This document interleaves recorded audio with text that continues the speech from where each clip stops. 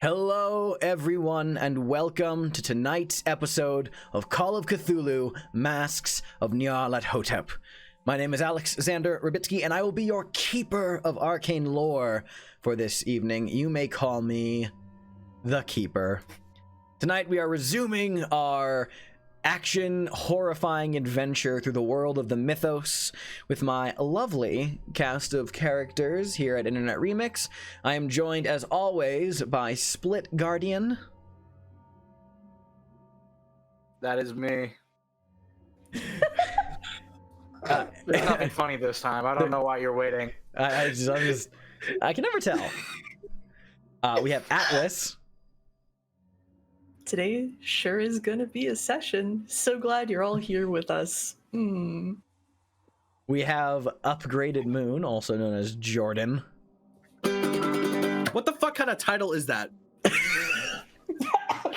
What, you mean the horror at Juju House? Yeah, what the fuck kind of title is that? You keep tempting me, Bo. Like... Want to do one of these? We have Brother Bro Dingles Dingleberry. I mean, like, I ain't got a care in the world right now. Like, fam, like, I can't, like, I personally cannot die. Sunil Pandey, but, like, he can, and that's, like, sad. And the rest of the Disaster Gang can die, including my fiance, who I am marrying on March 13th if he doesn't die today. Please be sure to check your mailboxes for the invitations. And okay, RSVP. but like Kristen said she was gonna design them, and I'm still waiting. I have a mock-up. Okay, I'm sorry. I'll get on that. Listen, I've got a lot to do, but I do design wedding invitations. So. Yes, and speaking of, last but certainly not least, we have Kristen Trzynski. I have brought Crocker Nanner with me. I have made myself an entire teapot of stress therapy tea. That is, in fact, an entire teapot that I'm currently looking at. That's fantastic. Just fine. But that is an entire teapot that has what looks like an actual, like, regular serving size of tea in it. So, No, like... it's like 3 tea bags. Oh, okay. Okay, I see it now. I had more tea in it, but I also have this very large... See, my follow-up question was going to be, do you have a mug, or am I just going to be watching you just like fucking pouring this right into your mouth from the fucking spout?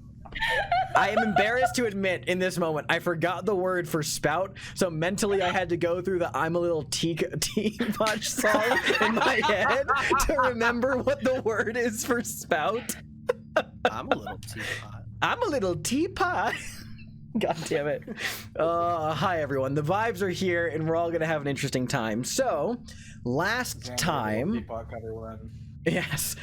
session, the Disaster Gang wrapped up their endeavors at the Carlisle Mansion after having read the Mythos tomes that they had gained access to in the Carlisle's library, and leaving after a brief encounter with Erica Carlisle, regarding her sale of the books.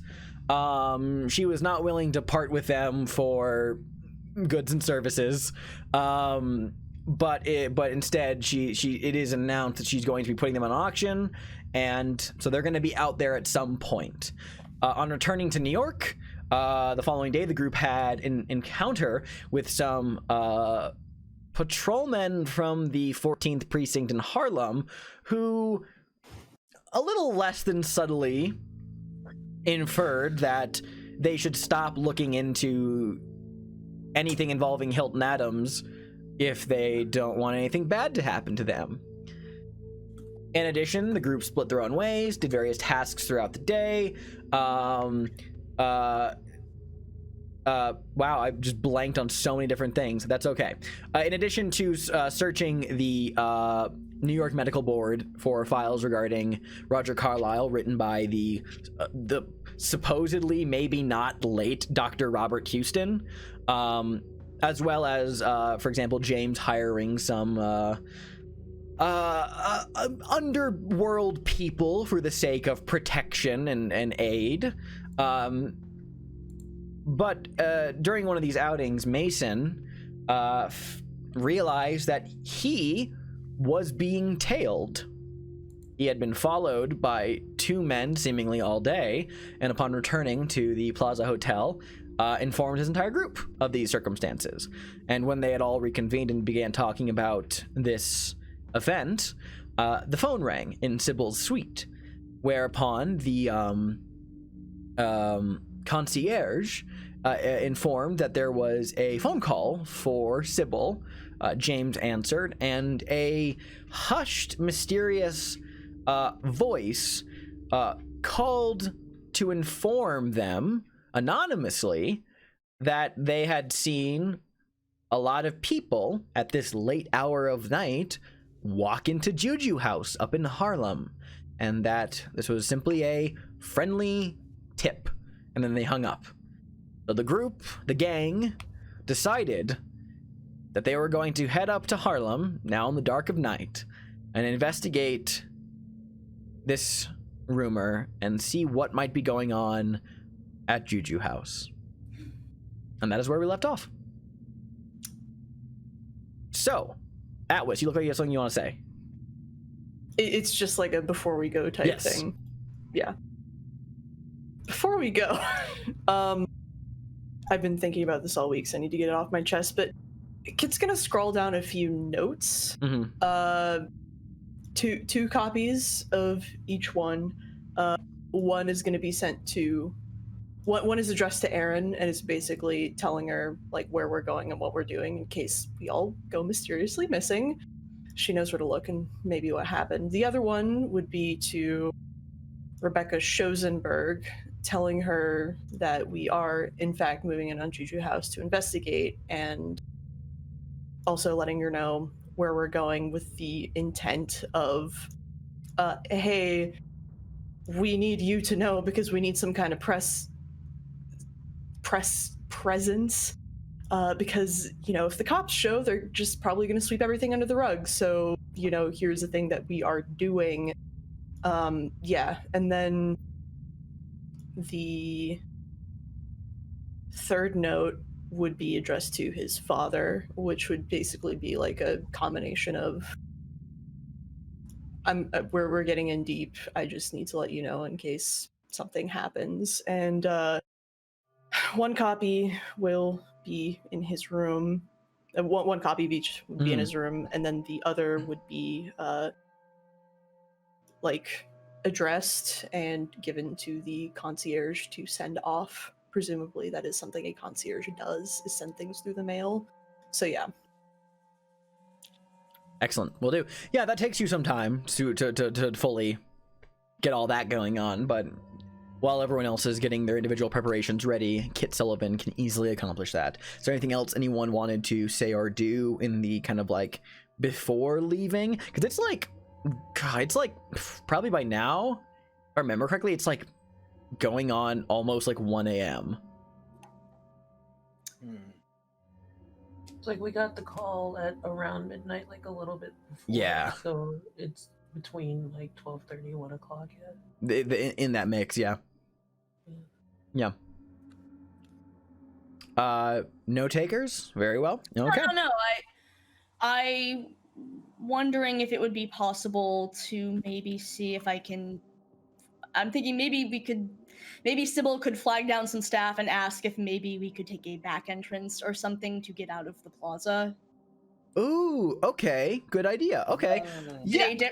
Like, I'm thinking we try to find a way out that's not the standard entrance, and if possible, we, either flag down a different ride or something. That's what I want to do. It is late enough that there are not really like a lot of people manning the stations at this hour, but it's late to the point where the people that you do ask aren't going to ask questions about that or kind of make a fuss about it, because it's like everything is like closed and empty, so there's no qualms about them letting you leave through like the kitchen entrance, like the staff entrance, like towards the back. I'd say additionally they ask if you want your cars brought around for you. Should we do that, or should we try to get different cars? I guess that's the question. Because in theory, Will our cars be watched? That's exactly. I'm like, in theory, we could take the kitchen entrance. We could try to get a ways away and then flag down a taxi or something. Would that be feasible at this time of night? That's a good question. I mean, taxis run 24/7 in New York. The yellow cab service in New York is a constantly running service. And there's also always the subway. We could take the subway. Yeah. We could take the subway. We could take the Subway subway. sounds safer. Yeah, let's do a subway. All right, cool. So then as a group, you will you leave the plaza into the dark of the winter night here to go back I on. want to establish I am taking a knife. I am taking my gun, but also I'm gonna, grab like a knife from like room service or something. Just so I've got something on me. Just like a steak knife. Yeah. Yeah. Guys, my wife is so fucking smart. Hold on, let me ask you this. Is it a steak knife that you grab from like the room service you ordered tonight, or is it like a steak knife you're grabbing as you're like going through the kitchen to the back exit? Because you are absolutely being escorted through by a staff member. So if you want to like steal a knife, this is going to be a check involved. I'm just letting you know. Actually, I'm gonna politely ask. Pray tell, what does a politely asking, may I have one of your knives sound At like? 1 in the morning. At 1 in the morning, sound like from Sybil Cordova. Hey, this is gonna sound crazy, but are you using all of those knives? I will bring it back, I promise. It's nice. I just, I need it for a few things. Wink. Look really cute. Curl my hair around, like, I just think it would be neat if I could borrow one. I think this by requirement has to be a charm check. I was gonna say it's like, oh, this could be persuade, but all of like the blinking and hair twirling you just did is absolutely Blink, blink, flips hair. Could I borrow one of the knives? yeah. So let's take. Oh wow. Okay, very nice. So, the keeper, Xander, does not know how someone would respond to that verbatim. Well, think of it this way: I'm a crazy rich person. Yes, I know. So they're just gonna be like, yeah, they'll just be like, oh, yes, of course, ma'am. Just They'll charge it to the room. they'll charge it to the room. Anything happens to it, they'll charge it to the room. It's the 20s. They don't care. It's like as we leave, they're just like, weird souvenir to take. I mean, it's the plaza. I am going to consider this. It's like a kitchen knife. Yeah, this would be considered a medium knife. Cool. So let's add those stats to your character sheet. If you'd like, I can do so in the background because I have the weapons table up right now. Yeah, yeah, we do that. That'd be good. I just kind of tossed it in there, Yep, but I'll if do you it. want to add the other stuff. Yep, it's easy. Happy to do that. We'll consider this a kitchen knife, which remember that stuff like knives fall under the brawl skill by default. It's like swords that are considered different than essentially there's a point when it stops becoming a brawl check and it becomes a, oh yeah, I'm really gonna fuck someone up with this later check. This is a if I have no choice and I'm backed into a corner sort of thing, not a I'm better with a gun, but Yes, it's okay. I watched the Call of Cthulhu, how to play Call of Cthulhu thing today to brush up on it. And don't get baited by the swords. You require a whole different check for that. Don't get baited by any swords. The sword seems like a cool idea, not a cool idea. That is now D&D. You have a kitchen knife on the mantle. You have a kitchen knife on your character sheet now. Yeah! Absurd. Truly absurd. Truly absurd. Okay, so the lot of you are escorted through the back entrance of the Plaza Hotel, through the service entrance, going through the kitchen, and onto the dark and frigidly cold streets of New York at this late, or some might argue early hour. Whereupon, being sure not to kind of go the way, the Plaza is such a good hotel for this plan, because it's like an entire square essentially, so you have multiple avenues of like getting around. So you basically slip out of one alley and cross to another street and then just kind of like zigzag. It takes you a little bit more time, but you get to where you're going, which is one of the subways that run north up through the city. Back in the day here, this is like an overland subway, so it is exposed, so there is no respite from the cold of winter as you guys wait. Because you're taking the subways will take a little bit, not like marginally longer. I'm gonna say that you guys are gonna get to let's say you get to Juju House, factoring in like the walking involved and all this prep work, probably around like, yes, Atwas? Were we being tailed during this time was what I was going to ask. You can make spot hidden someone can make a spot hidden check if they want to check for a tail. Yeah. Are we being followed? Wow, critical success. Holy shit. Thank you, Kit Sullivan. Thank you, Sullivan. Thank you, Kit Sullivan. Man, Kit Sullivan is on it. I think it's hilarious that the first spot hidden check of last game was a 100. The first spot hidden check of this game is a 1. It's by Mason and Kit Sullivan. Yeah, exactly. Yeah. I just think about the stats that the person put together, and they're still checking out. Mm-hmm. Kit, you are certain that you don't have a tail on you. That there is, yeah, you are confident that nobody is tailing you or your group right now, and you're not you are not certain if that's because you guys eluded them or if your tail is just not on you at the moment. But either way, you are comfortable knowing. You know what? Here's what I'm gonna say, because actually I want to reward this a little bit. Roll a d4 and get that many sanity points back because you got a critical success, and this is like extremely reassuring to you. Yeah, cool. So you get some sanity points back from this utter reassurance of safety from that avenue. Yay! All right, thank you. You're very welcome. Yeah, and obviously Kit is just gonna try and reassure everyone else. No, I'm positive. It's fine. We're fine. Nobody's following us, at least. So factoring in taking the subway, how long it's going to take you to walk from the subway to Ransom Court, where Juju House is, over on 147th east of Lenox.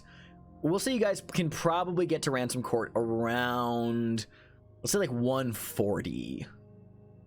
135, 140, somewhere in that mix. So as your group is walking through the dark streets of Harlem, you pass by some of the poppin', nightlife here, which is still going even this late, but it's starting to dim down now. And I'd say that actually Juju House is pretty close to the Cotton Club, I believe. So that's like you can hear like live music from venues just like kind of echoing throughout the streets of Harlem. I'm sorry, I had an absolutely terrible thought. Continue. Okay. We should be careful about what we do prior to getting in, because if there's eyewitnesses that see us come or leave, that could be a problem.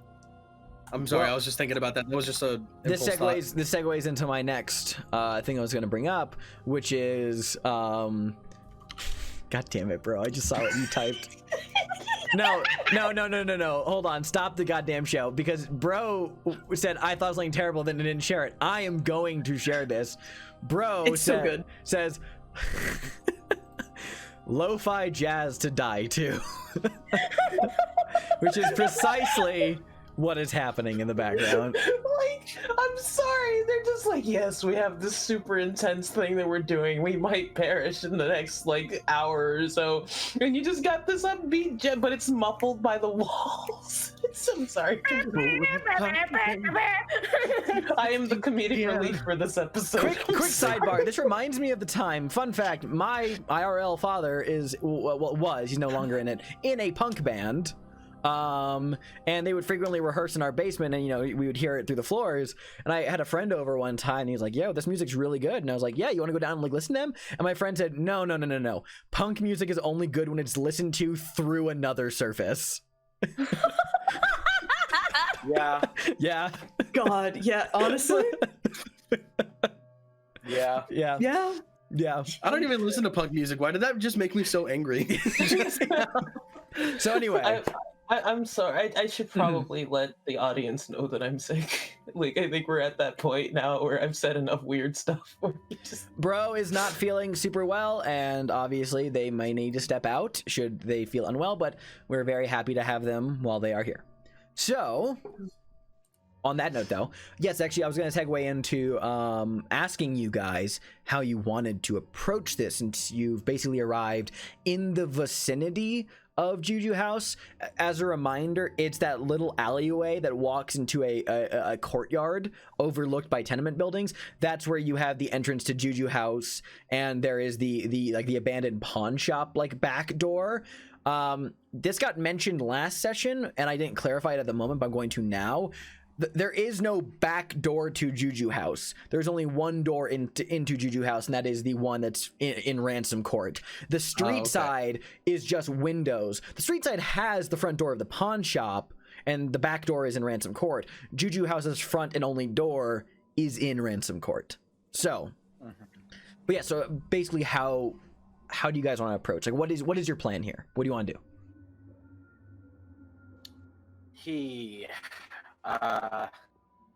Well, the idea was originally for us to scout and kind of get an idea of what's going on. Okay. But it sounds like we kind of have to get a little close up to do that. Well, yeah, because it's the alleyway in. You can peek into the alleyway to see what you can see. I mean, keep in mind it's dark, so that everything is very much in shadows. But at a glance, what's up, bro? Well, no, you might be about to answer my question. So, yeah, at a glance down the alleyway that leads to Ransom Court, there's no lighting. The windows of Juju House are dark. There is maybe like a light or two on in a couple of the tenements that overlook Ransom Court, but like there's not really a lot of light in there. And just from that cursory glance at an arrival, without getting like too close, you don't see, it's just like still and dead essentially. There's nothing happening. When it comes to the Juju House darkness, let bro go first. Is it dark as in the windows are covered, or is it dark as in the lights are not on? You think it's both, only because Juju House has a door, where is that? Hold on. It's like, is the door like glass, and is that covered? Like, would anything that would typically you'd be able to see through covered? Yeah. Yeah. So it is a glass door, and there is a display window. Both of those are curtained, and for those of you who've been to Juju House before, they were curtained then too, but you don't see any light leaking out through anything as well, so giving you the impression that it is dark and curtained. So both. It's dark and dark. It's dark and dark. Double dark. Double dark. Dark. Yes, dark. Atlas. Is there another non-courtside entrance to the tenements, and would there be a doorman? Okay, so sorry. I said no to the second part of your question. There are non-courtside entrances to the tenements that overlook Juju House, but these are apartments. These tenements, these are not doormen. These are very much poorer living accommodations.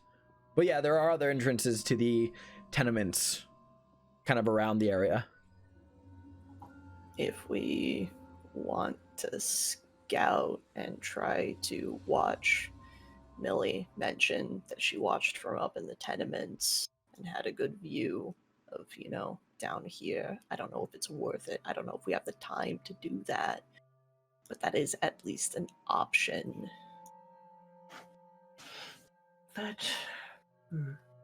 Something to keep in mind. Split, you were trying to say something earlier? Mm-hmm. I was gonna ask who has the highest stealth. Not me. Let me check. Character sheet? What's that? I got a 30, so. That's more than me. I got a 52. What? Mason's 52? a stealthy boy. It's a coin toss, but I've got 52. Kit moves silent like a G. Moving silence like lasagna. God, I hate that. Either way, I will not be doing the stealth. Yeah, I think my stealth is actually also because I remember us doing this for it's at base. Like, Sunil probably would walk forward and immediately fall into a trash can or something. So Sybil Cordova trips in a barn and dies. I'm the guy who breaks through the window and starts firing off rounds. I'm not the stealth. God. No, like if okay, so I mean, I'm thinking because I'm just like we either because there's the ability of splitting up here, but it's kind of like, do you want to do that? Because the thing is, we're 5 people, and that's a big pack.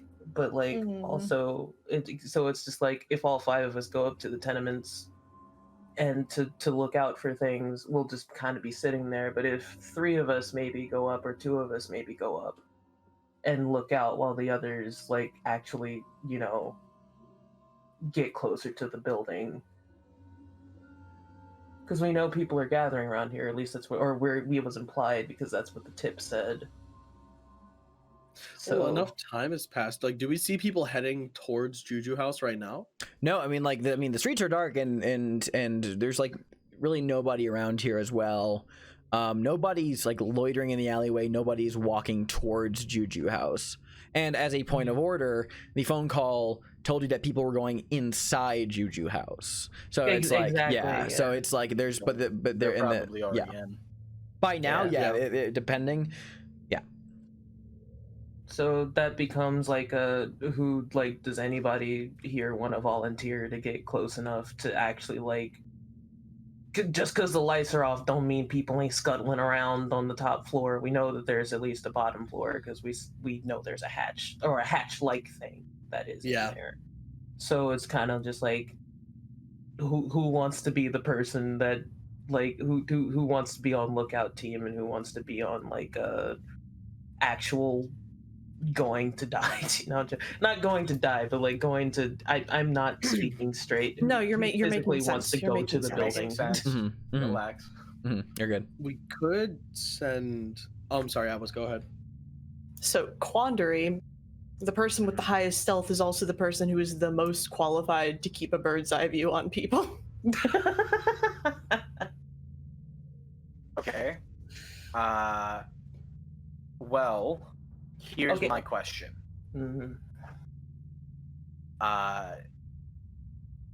With trying to, because let's be real, when it comes to going toward the play. Like we'll be going in the building. That's a group stealth roll, right? Meaning like one person rolls it. So, well, no. So group stealth rolls are basically multiple people. Group rolls are multiple people roll, and one success is usually enough for the group. Group luck rolls are when the person with the worst luck rolls the luck check, and if that is a success, it succeeds for everyone. If it's a failure, it fails for everyone. So Okay. luck, where that Yeah. is the thing. So as But we long only need as one success. yeah, so as long as one person who is in the stealth group succeeds on the check, everyone succeeds.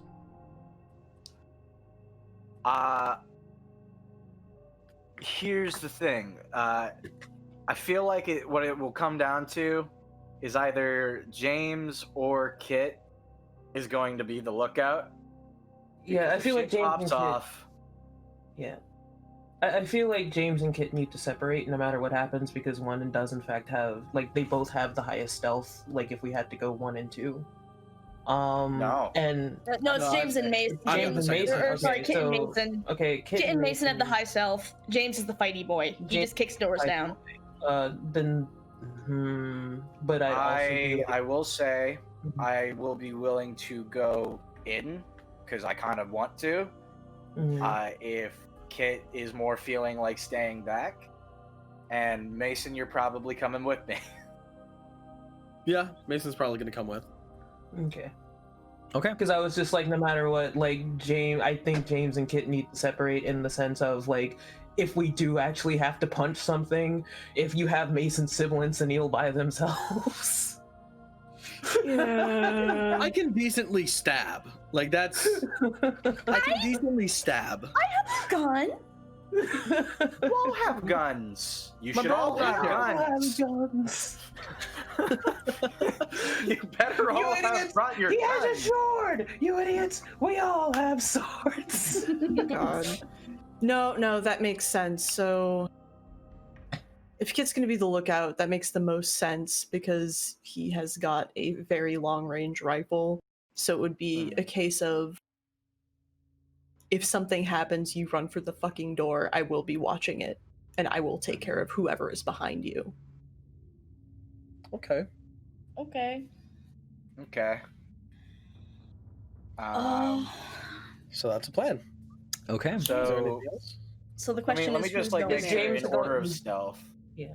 It's Kit, Mason, then who? I think you. No, I have a 26. Oh, then Sybil. I have a 30.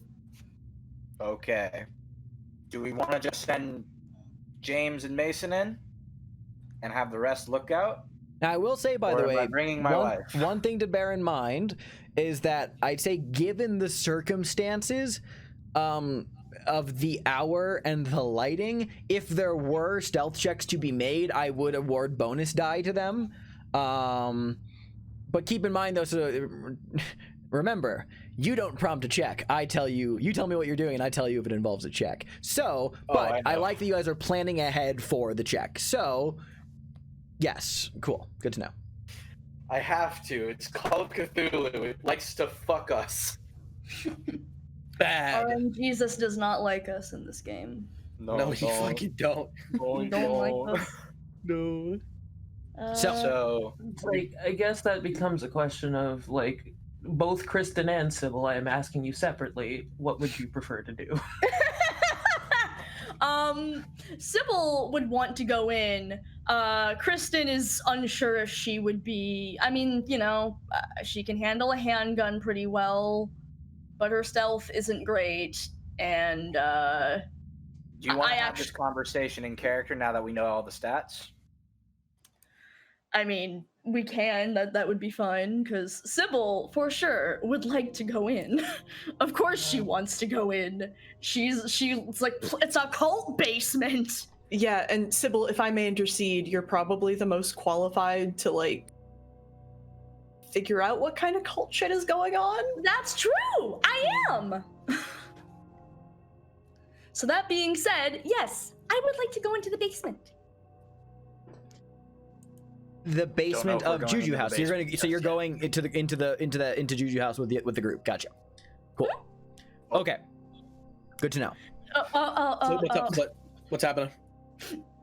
No, this isn't Split. This is James. Like,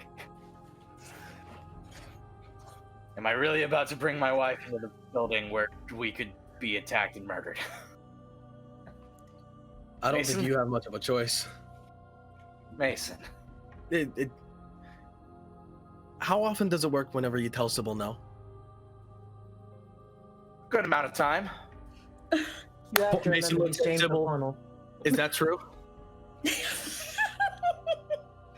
Listen, I understand. James looks Sybil dead in the eye.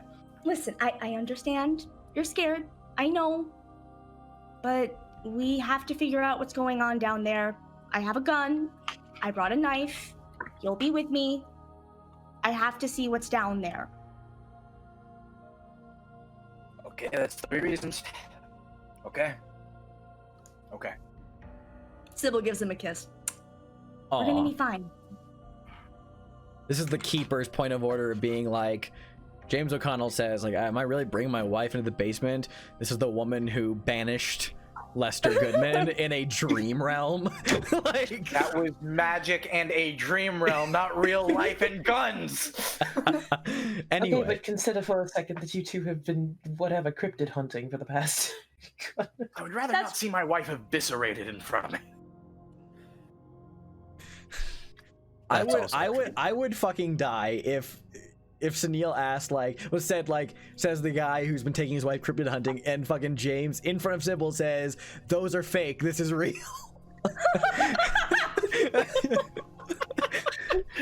Things that James thinks but does not say. Yeah, exactly. So, Gotten fights before. just so I get this straight, so we're gonna definitively put this on the record. Who is going to/into Juju House? James, Sybil, and Mason? Okay. Yes. Kit, you are lookout? Yep. And Sunil, are you with Kit as lookout? Sunil is sitting there looking pretty next to Kit. We love that. Okay, We love cool. that. So, You're watching the door behind me. Yeah, I'm lookout for Kit. Kit, where are you planning to watch from? The street? Or a tenement building? The plan would be to try and get up into the tenements to get a bird's eye view as Okay. much as possible to find either a window or a fire Yes. escape or So I something. tell you this not to deter you, just to tell you what the situation looks like. You get the idea that these tenement buildings, just from an outside glance, and hell, you've spent a lot of time in cities before, this looks like the kind of place where the only windows in the tenement building are from the apartments themselves. So you get the idea that if you're going to be watching from up there, you're going to have to get into an apartment. Are there any like fire escapes on the outside? None that face the interior of Ransom Court. Yeah, unfortunately, they're just windows that look down into the courtyard. What about the roof? Interesting, getting up to the roof. Yeah, because that would be still well within range of his rifle. You know, I'm gonna say that these are buildings. I don't know too much about the state of apartments in the 1920s of Harlem, but I don't know. I feel like there's a chance that at least one of these has an unlocked like front door, and the only like locked doors are the apartments individually, because this is obviously before the time of like a magnetic lock, and I don't think back then these all had like everyone had a key for the front door of the apartment building all the time. So I think that you can get into like the tenement and the access to the stairwell. Why don't you give me a luck check for going up to the roof?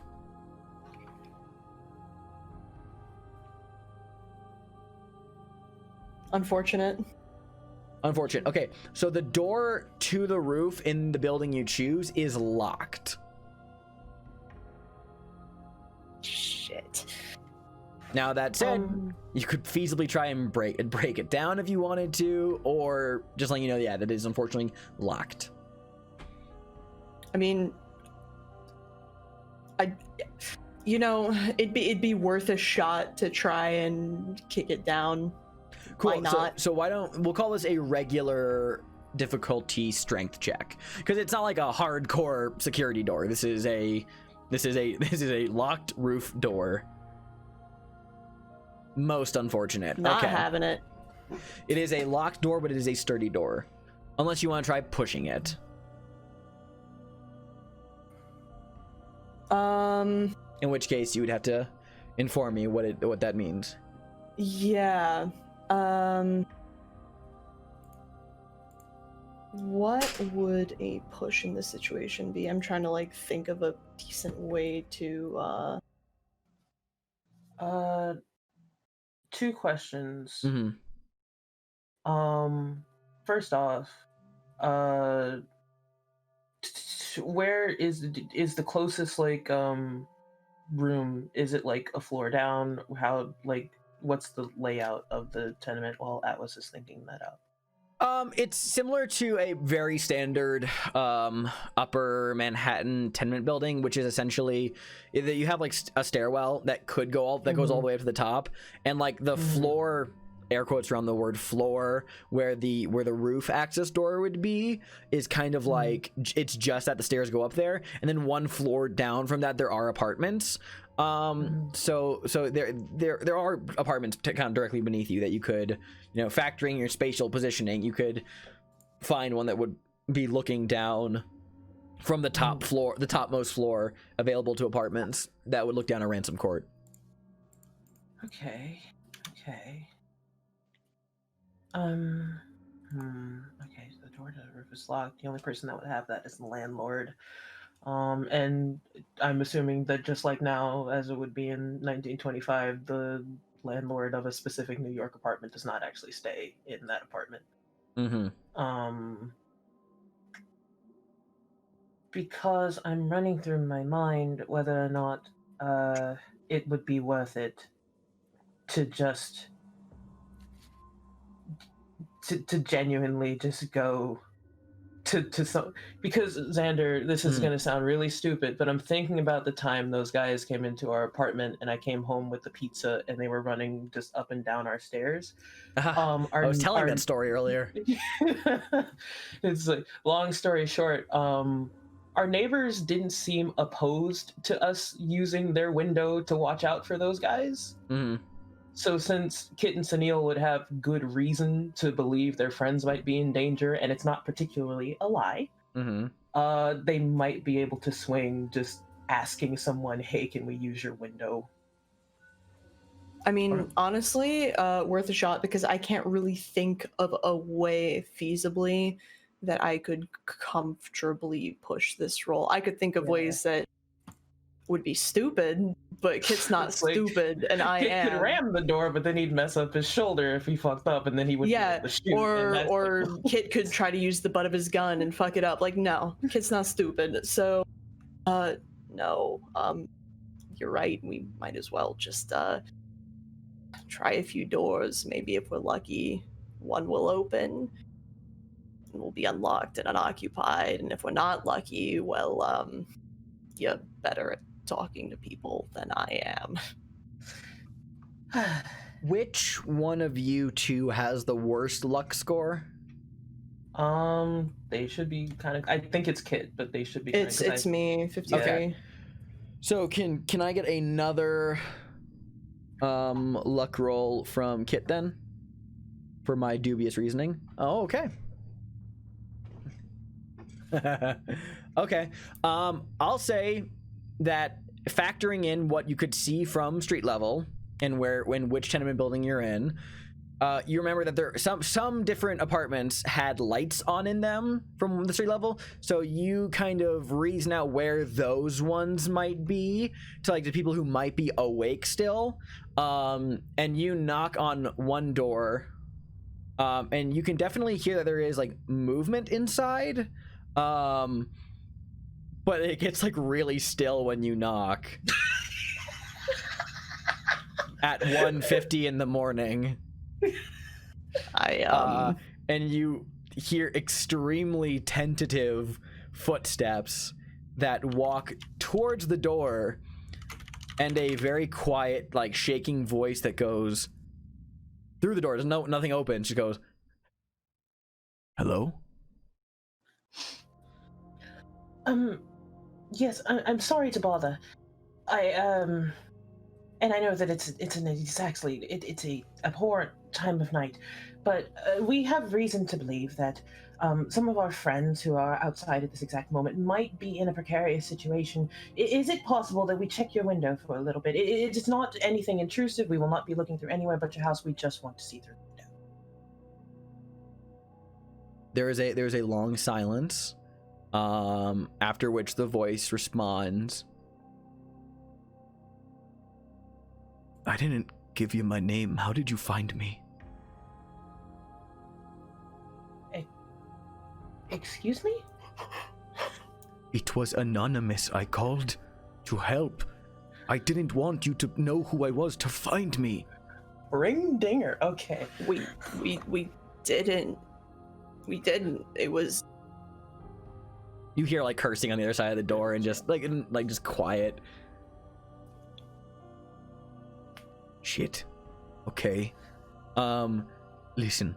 I don't want any trouble. That's why I called. You are helping. We're not. You're helping not Millie, here. and I appreciate that. But I didn't want to get involved in something that was. The guy on the other side of the door just sounds kind of nervous. I'm debating now. Keep talking. I'll respond. Like I want before I say anything else. If there's anything else you guys want to say, yeah. Out of character, maybe it would be worth trying to convince this guy to like leave and be like, "You don't want to get involved. Fine. We'll be in and out. Go leave and be seen somewhere else." So you have an alibi type thing, if that makes sense. Do you think that's worth it, bro? I think it's definitely an angle to come at because it's not opposed to the angle I was going to come at. So it's just like we're good. No.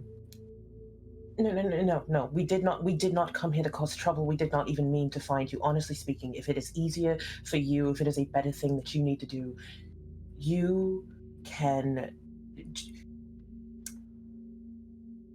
wait somewhere else. If someone were to, we have no idea where we are. We had no idea we'd find you. This is an entirely random thing, etc., etc.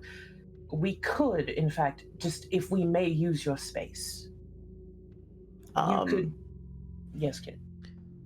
Where just kid sort of like speaks up a little bit to make sure he's heard through the door.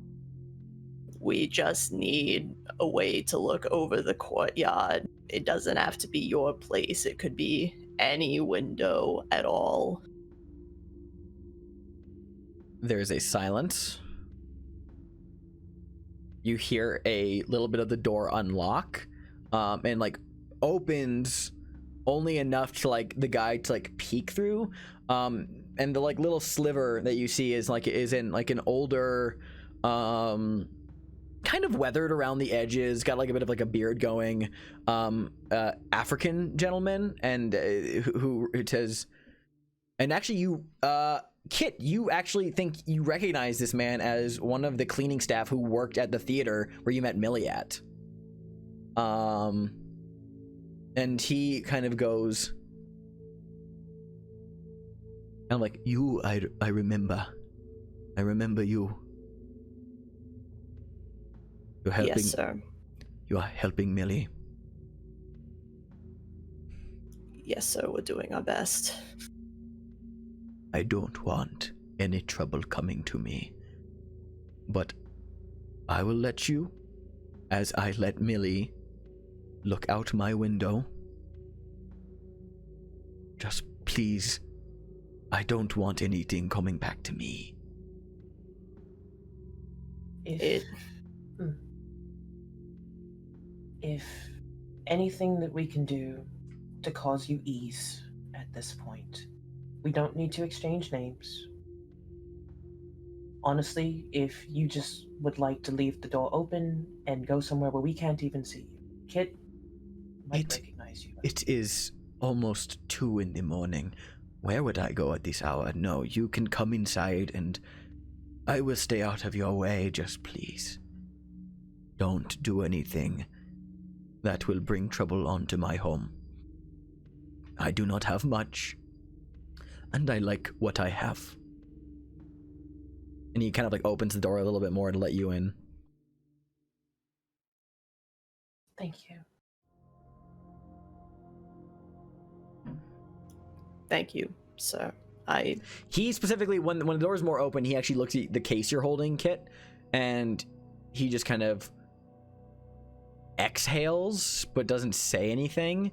But the look in his eye, he is not at ease with any of this. But I'm gonna give it to you guys with no checks. So. Okay. Yep. Okay. So you successfully position yourself at a window that overlooks Ransom Court, whereupon you can see your friends slinking into place. So for the group who's approaching Juju House, there's not going to be a stealth check involved here for walking down the alleyway, walking into the alley. No, it's just you guys walk, I assume cautiously, down into Ransom Court. You know, there are the trash bags that surround snow still piled up here and there. The door to the abandoned pawn shop, and then the dark front facade of Juju House.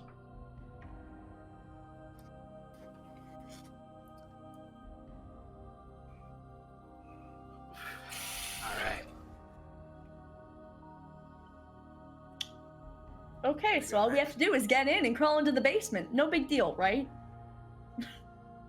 No problem. So I'm gonna try to take a little peek at the windows. You said that the windows were covered, right? Yeah. So the front door is glass, and there is a display window. Both are curtained off. The display window in front of the curtain does have like African knickknacks and tchotchkes, like for display in the window, and there is of course like the placard that shows like the store's hours of operation. But like other than that, that's all that is visible from the front facade. Okay. Am I able to like see if I can take a peek past like the slight openings of the curtains? There is no gap in the curtains. It is not a a curtain you bring together. It is a pull across curtain. So it's firmly closing off, and he looks inside. Okay. In that case, I'm gonna inspect the door. Does it look like there's like a deadbolt kind of lock, or is it just like a regular like key? If there is there is a key hole in the front door of Juju House, but you don't see any like deadbolts like that are done on the other side. Do you want to try the door? Can I look through the keyhole? There's a curtain that blocks the other side of it. Okay. I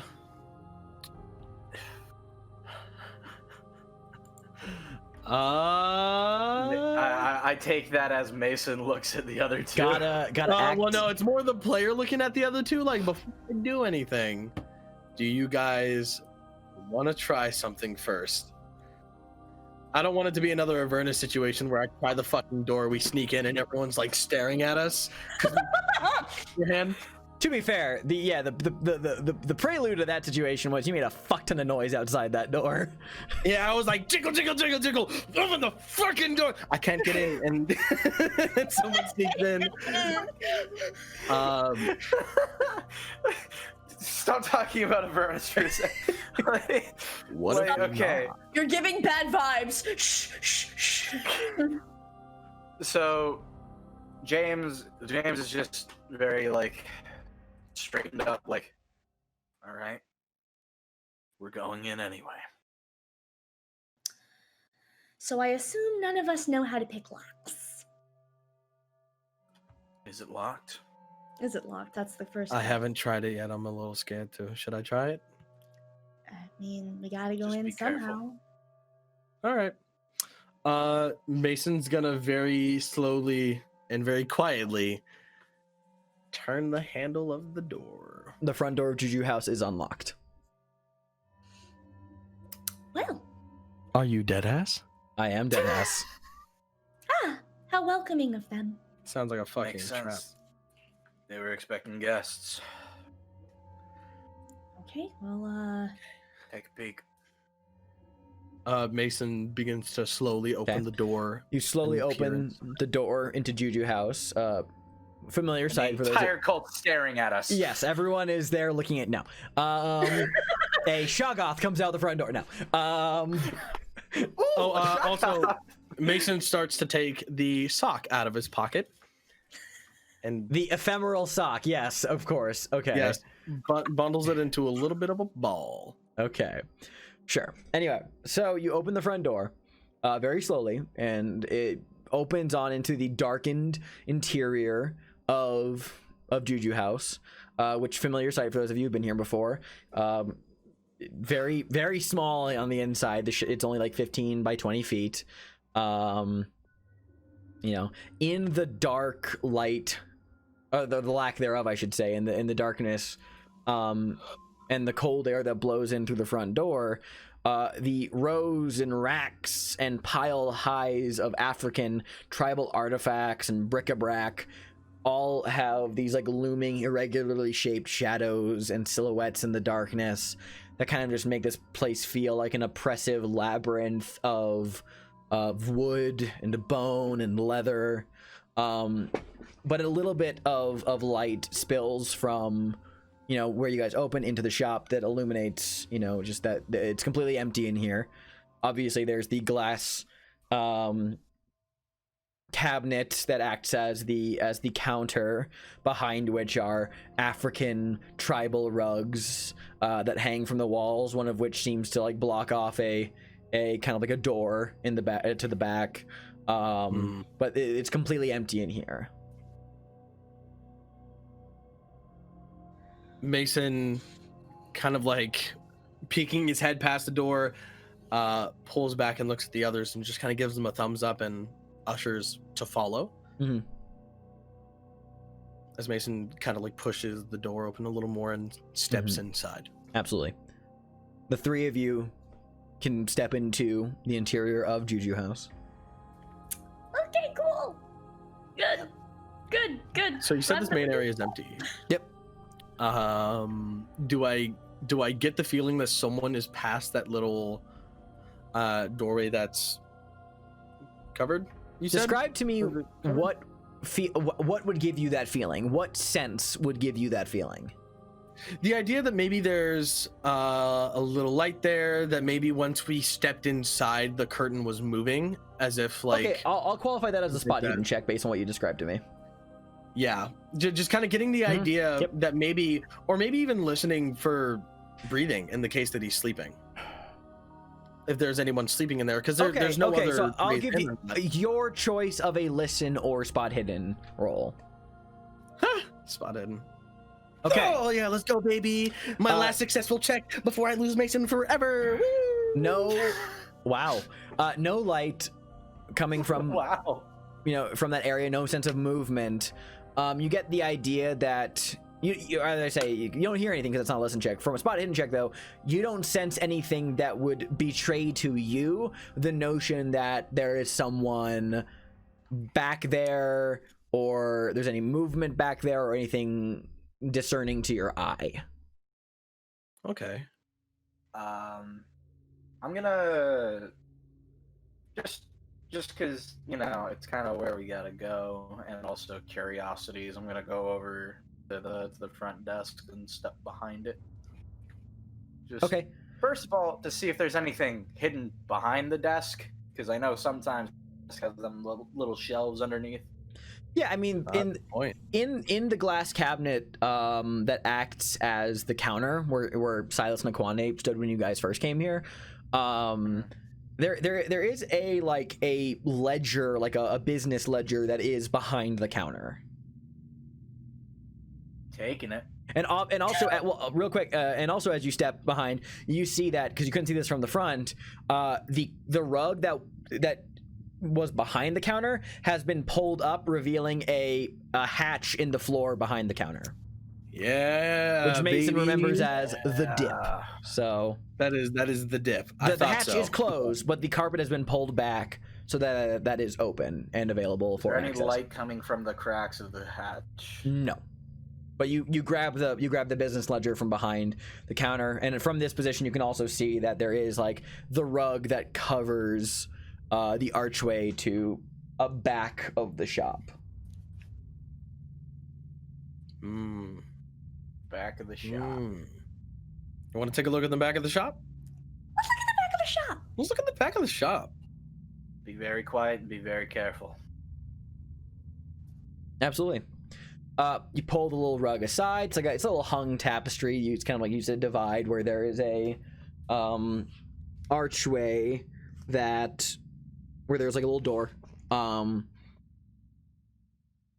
light from the cracks. Do you try it?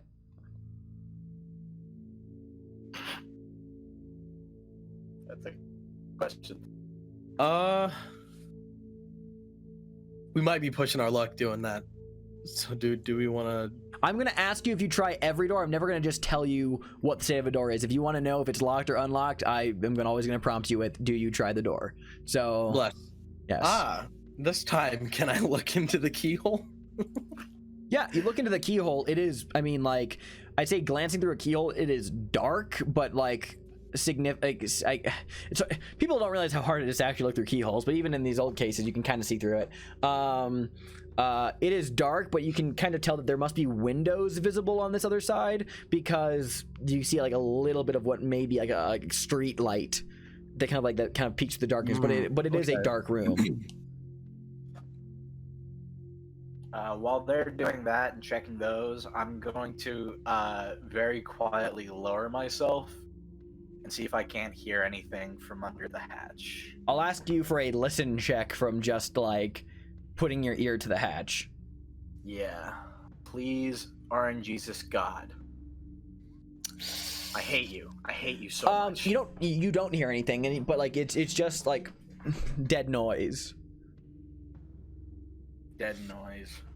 Yeah, it's just kind of it's a thick hatch. Not like locked, but there's like just a pull handle, but it's just like you can already just tell from looking at it, it is a thick wooden hatch, so it would probably do a good job of deadening any sound. In that case, you want sound dampening for that. So we either check this door or we check down there. What do we want to do?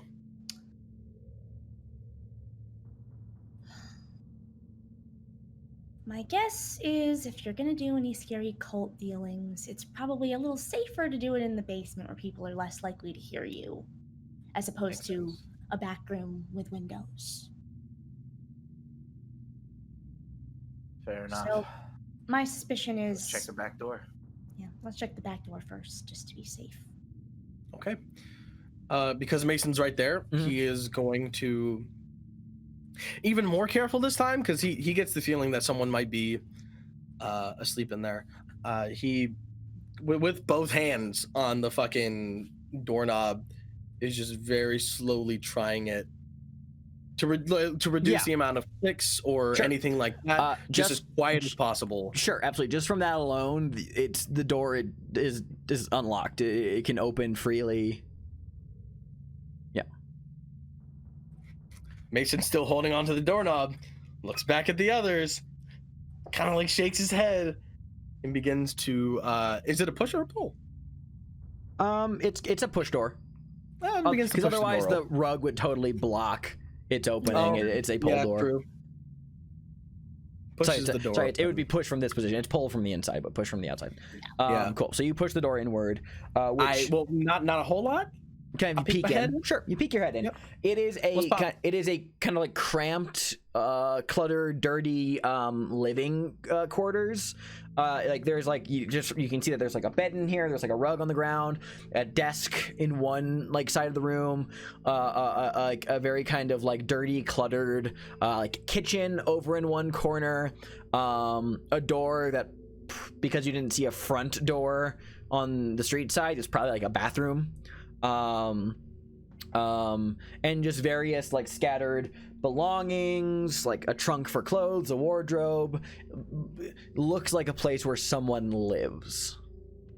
Thought so. Anybody in there? no one that you don't see anyone like lying in bed or crouching in the shadows. There's a whole lot of like belongings strewn about the place, but it doesn't seem like anybody is in here. Well, Search the place. Okay. Cool. Give me- Mason. Yeah. Mason steps in. You guys, everyone step in or just Mason? Just Mason for now. Okay. Or Mason and Sybil. we'll One or the other, search I'll the keep watching room. here. James, keep watch on the door. Cool. Yeah. So Mason and Sybil, give me spot hidden checks for searching the room. Rip. Hey. Anybody want to push that?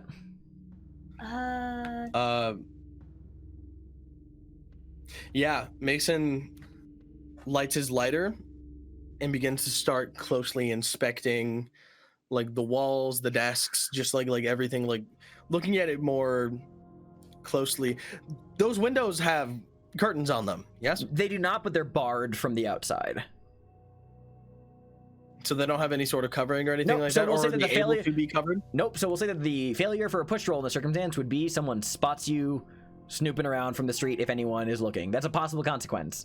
So of a failing a push roll, just so you know.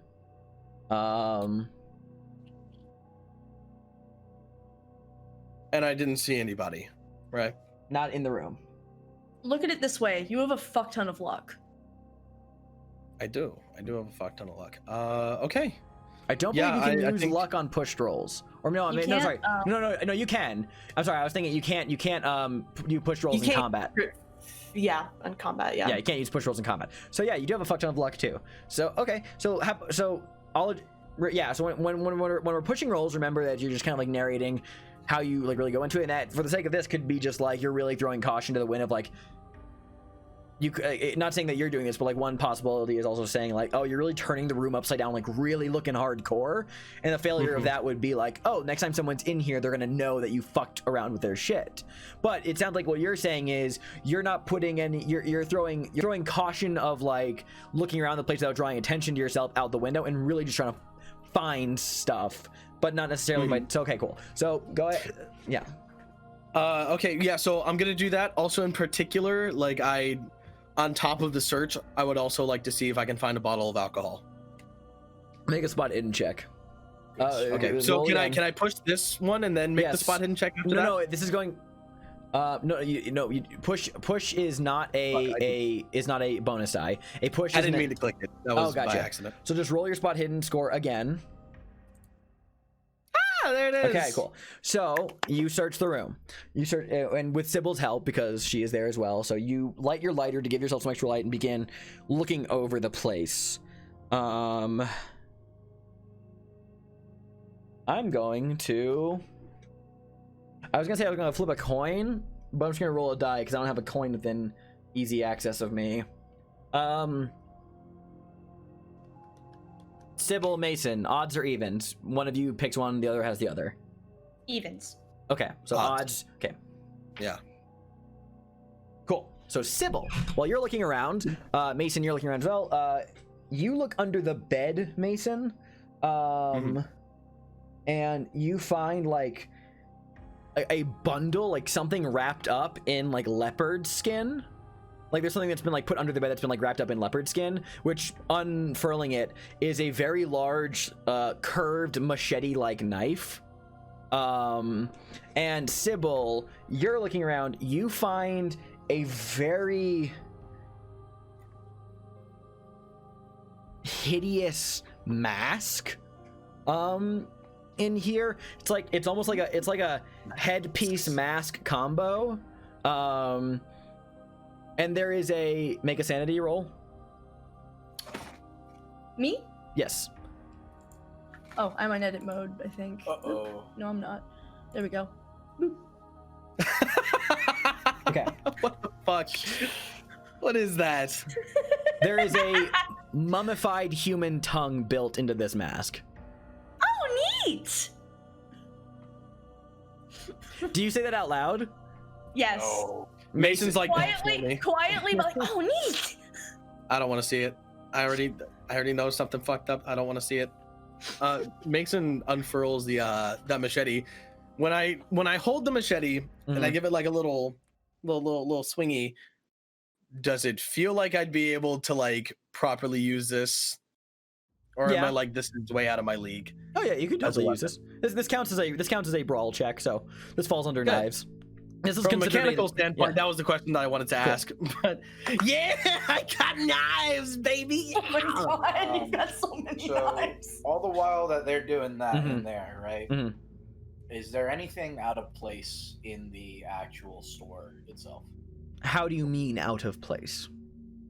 Anything that seems new from the last time we were there?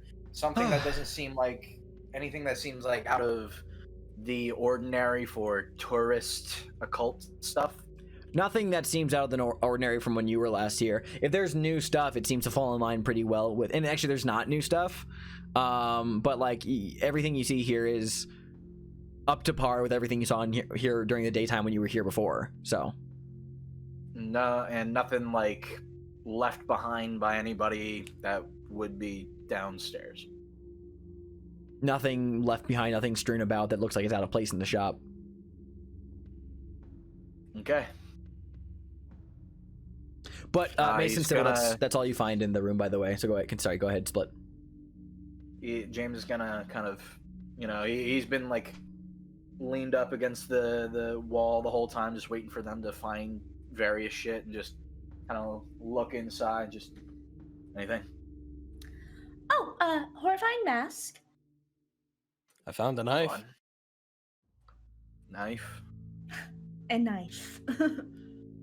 Yeah, it's one of these, Damn, and like- Mason holds up the big fucking knife that he now is holding. I mean, James, and Mason as well. This is the same That's approximate. one of the machetes. Yep, approximate same shape and size as one of the knives that Jackson's murderers were holding. Mm-hmm. Which now that you're like close up with one of these things, this is like it's certifiably not a machete, but you see why you thought it was a machete. It looks very similar, but this has like a pronounced like kind of like curve at the top of the blade. This must be some kind of like African rendition of a machete. But yeah, but it's unmistakable. You recognize Yes. the size and shape of it. The technical term for it is an African machete. Well, no, I'm not gonna just give you the technical term. No, I will. It's called a panga. Okay, there you go. It's called a panga. That's what these knives are called. They're called panga. Player question, because Yes. I'm not super familiar with how the 20s are. Can they check for fingerprints in the 20s? Okay, so basically, I say, having done a lot of research into procedural. Hold on. basically- Let me just open my Encyclopedia Atlas. Hold on. Continue. So basically, forensic science is still in its nascency in the 20s. So technically, fingerprinting was a thing. However, fingerprint databases, super not a fucking thing. So good luck when it came to that. It was crude, and like they knew that it was a thing that worked to identify people, but when it came to actually comparing fingerprints to some kind of database, you were kind of shit out of luck. It was basically you either have the person you're comparing it to in custody or nothing, and even then the methods of gathering fingerprints were not nearly as advanced as they are now. So a fun fact, that isn't actually anything I researched for this game. This is just stuff I researched on a whim, like Chex Watch 5 or 6 years ago. So fun fact of that was stage. Thank you. Thank you so fucking much, because that was going to be the deciding factor of whether or not I put this fucking blade down. Yeah, because like somebody asked in the chat, and I was just like, what I learned in boating school is, oh yeah, it existed, but it wasn't like actually usable. What I learned through reading through histories of serial killers and case studies is Leave me alone. no, that was me. Fuck, also- same brain cell. The bottle of alcohol, do I Yes. find it? You don't find any alcohol in the room. Fuck! Also, if you were going for the notion of finding illegal alcohol, having it in your home is legal. It's just like Oh no, I'm not searching for anything illegal. I'm searching for a weapon. He's trying to burn shit. Hey, Gotcha. I want to share this with you specifically, Jordan, but I had this thought. Yes, sir. Probably not gonna do this, but I do carry a flask on me. So I love where this conversation is going, and because it is very much angling the sense of what if we burn it down. So I'm going to tell you as the keeper, that is absolutely a thing you could certainly try and do, but I will stress this just so you guys are aware of it logically. If Juju House were to be lit on fire, Oh no, I know. it puts every building in its vicinity in danger because it is at the bottom of a tenement structure. So just something to keep in mind. Yeah, We're everybody. talking about heckin' Kit and Sunil and Aaron committing arson, and the actual arsonists are just right under your Yeah, we're noses. just right here. Like, but what if we burn it down? What if we burn the bitch down? So Like Kit and Sunil are in this See, tenement like, at this exact moment thinking, man, what if they... So I only brought it up because specifically James has it in his head of, if these motherfuckers were the ones who killed Jackson, pours alcohol all over the hatch, lights it on fire, leaves. So We need the But information. that's not happening. okay, so Mason, Sybil finish looking through the room. That you find what you find. Sybil, do you show James the mask you found? No. No? No. Okay, so you like bundle it up or something, or like tuck it away somewhere. Yeah. Like I assume Sybil It's in brought my her. coat. Yeah, in your coat. Yeah, exactly. You tuck away the mask into your coat. Cool. Please, I'm keeping this. Oh, we're keeping it all. So, with that said, that is all you find in. Given what is around in that room, you figure this is probably Silas Nakwani's like lodging. This is probably where he lives. Yeah, I thought it was safe to Yeah. assume. Yeah. So yeah, just it smells like old man in here. And there is no book or writing anywhere in that room. Not in the room. The only book you found is the ledger behind the counter. Okay. Mhm. All right. So, time to try our luck with the hatch, I suppose. All right. Do you want to, or shall I? I think you have the more delicate fingers here. Okay. And Mason tries the hatch. All right. And James is going to get his gun ready. Sybil Alright. also like gets her gun. Guns out. Mason, you reach down, grab the handle of the hatch, and you slowly begin to lift and raise it. And we're gonna go to break. So we'll be back in a few minutes. So don't go anywhere. We will find out what is in the basement of Juju House when we come back from break. So stay tuned. We're gonna die. Oh.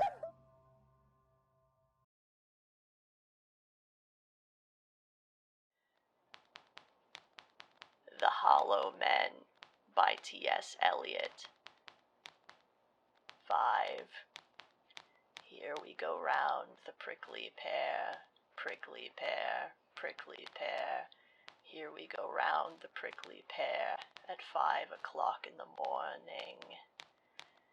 Between the idea and the reality, between the motion and the act, falls the shadow. For thine is the kingdom. Between the conception and the creation, between the emotion and the response, falls the shadow. Life is very long. Between the desire and the spasm, between the potency and the existence, between the essence and the descent, falls the shadow. For thine is the kingdom. For thine is. Life is. For thine is the. This is the way the world ends. This is the way the world ends. This is the way the world ends. Not with a bang, but a whimper.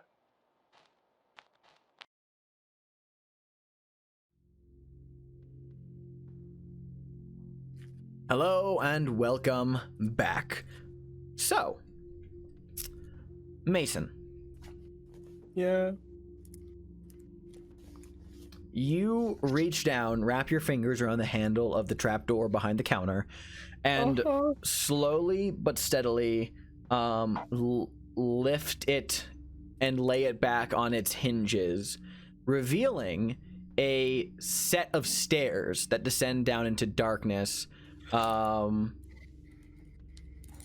Oh, actually, sorry, not darkness. Might be. A set of stairs that descend about like 20 feet down, barely wide enough for one person. It's a very narrow stone staircase. Very steep, lead downward, and then end in a corridor. And you can see that from here. You can't see the source of it, but there is light, like a kind of like a flickering, dim light that flickers from that corridor down below that kind of illuminates up the narrow staircase a little bit. But it is very quiet otherwise. Okay.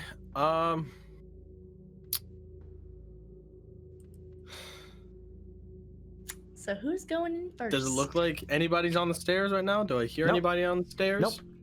Do I hear anything? I'll ask you to make a listen check, because otherwise it just sounds quiet to you. Oh, fuck. I don't have very high listen. Sure.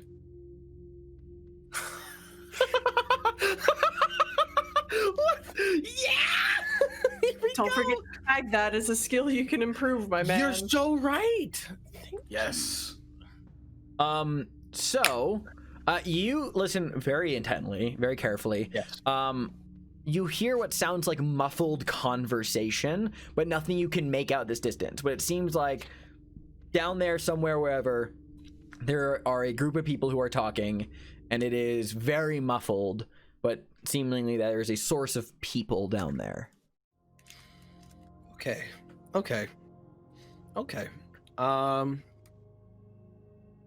Mason looks up at the other two. You see Mason's eyes. Mason looks like he is terrified. Mason looks terrified, but he looks back down the stairs. Okay, one foot after the other, and he just starts descending down. Okay. Everyone else following him? Cool. Yep. Mason, you step down the very narrow staircase that leads into the depths of Juju House. It ends in a corridor that's only 10 feet long that in turn stops at a stout, like, oak and iron banded door. The walls, ceiling, and floor are covered in stone. The ceiling's about 8 feet high. Cut into the stone slabs are arcane, like, tribal symbols all over the place. And in the middle, the center of the corridor, hangs a lit kerosene lantern. Obligatory occult roll to try to recognize all the occult would not identify these. It would have to be an anthropology roll. Oh, rip. Unfortunately. Yeah, it is deeply obscure. I have a 1 in anthropology. Same. That's the default. That's the default. Yeah. I just think that's funny. It's like, there's a chance. Not high. Just for fun. Unless you really want to fucking try, like...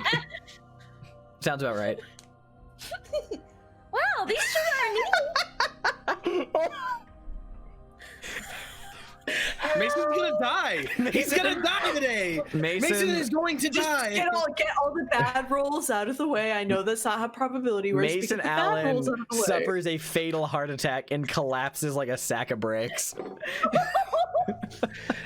No. Why do I roll so many fucking 100s, dude? God. Yo, if I was playing D&D, this shit would be so fucking baller. Like, I would have so many good fucking rolls when I was playing D&D. Dude, Jordan, this is karma, because you do roll super well when we play D&D. This is my karma for fucking Avernus, man. Like, literally, the thing is you always roll high. This just happens to be a game where rolling high is bad. Take me, who always rolls low and is doing pretty well. Dude, pretty good for yourself. Man, I shouldn't have tried it. My gut was telling me, it's like, don't do it. You're gonna get a fucking 100, and I goddamn knew it. What happens to me, Xander? Actually, before you say anything, would anyone like a Kit Kat before we go in? Will you fax me one, my man? Yeah, sure. Can you? Yeah. Got it. Thank you. This joke is only funny if you can see our faces, which you cannot, audience. So I'm so sorry. Anyway, That's why I clapped. Anyway, I've been stress eating ever since break, man. Nothing happens to you, Jordan. Just to clarify, nothing bad happens to you because you roll a 100. Just that Mace. Now I'm looking at all these strange arcane tribal symbols, and your head kind of spins a little bit, just being like, oh my, that queasy feeling in the pit of your stomach. It is heavy, sits in your stomach like a rock, but no, nothing bad immediately happens to you physically. This is just some mental head spinning. Just in his head, he's like, yeah, I get it now. I don't.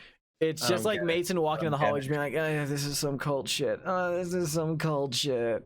This is some cold shit. What do you think, brain? This is cold shit. Like, it's just all that's what's ringing. Consulting the council. What is it?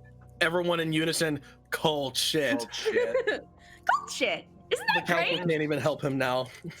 James puts like a comforting hand on Mason's shoulder as he just points forward. Yeah. But anyway, at the end of the hallway, there's that heavy oak door reinforced with iron strips. That there are also more symbols cut into the wood. And you can hear muffled voices coming from behind that door. Mason, that being the source of the conversation you heard earlier. Listen in. Listening. Okay, so here's what I'm gonna say. It is a thick door, and you're trying to listen to to make the conversation clear out. This is going to be a listen check. Multiple people can attempt this if you would like. Okay. Let's fucking go. I need to improve my things. Hold on. Let me find my listen again. Where did it Under go? library There it is. use. I'm scared to use my listening check. You can take I'm that down. Really close. You can You use can luck just points do for that, I'm my dude. using a couple points. Cool. I'm not spending 51 luck points. All right. That- So, James, Mm-hmm. what do you do in your last moments? I'm kidding. No. James, you listen very closely at the door, and kind of like, and there's a lot of voices like talking in there, but you kind of make out conversation and kind of like in the middle. You kind of hear a voice at the tail end of a sentence, just saying like, what are we supposed to do? And then there is a pause, and you hear a voice say, Doyle, tell us again what happened at the Chelsea. Yeah. After we killed Elias, Jimmy and Kip Kimboy searched the room while I waited by the door. Somebody knocked, we all froze up. The guy on the other side kept knocking, seemed to know Elias, said his name was, James. Yeah, it's me, James, or something like that. Who all was there? Hard to say. A couple guys at least. Definitely a dame. The voice switches to a voice that is familiar with you guys and says, did you hear anything else? Any more names? And the original voice that was talking says, yeah, no, I think so. They talked about breaking down the door. Then the guy knocking, the one named James, I mean, he said something to the dame and called her, Sybil. Yeah, he said something like, Sybil, if we break down this door, we can pay for a new one. And you hear a very, like, reedy, like, wheezing laugh, which is very recognizable as Silas Nakwane, as he says, a man named James and a woman named Sybil. And then the original voice saying, it would seem our two problems are one and the same. Thank you, Doyle.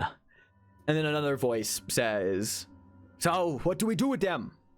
And then multiple voices begin talking in what sounds like Swahili and a blend of other like African languages. The one that was talking, the one that was identified as Doyle, just goes, hey, slow down. You know I can't keep up that quickly. And then Nakwane chimes back in and says, if they are looking into Carlisle and they were asking questions about the bloody tongue here, then it is only a matter of time before they come back. And then that main voice cuts in and says, and if they do, we will be ready. We have already tipped off Captain... What's up? Yes, Split? When they were all talking individually, as a group, not individually, like as a group, how many would that be?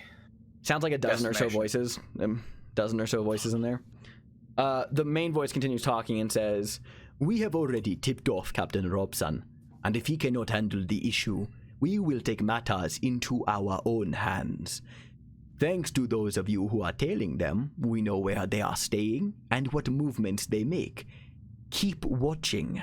We wait for Robson, and if they are not adequately deterred before the ritual, the bloody tongue could always use more sacrifices.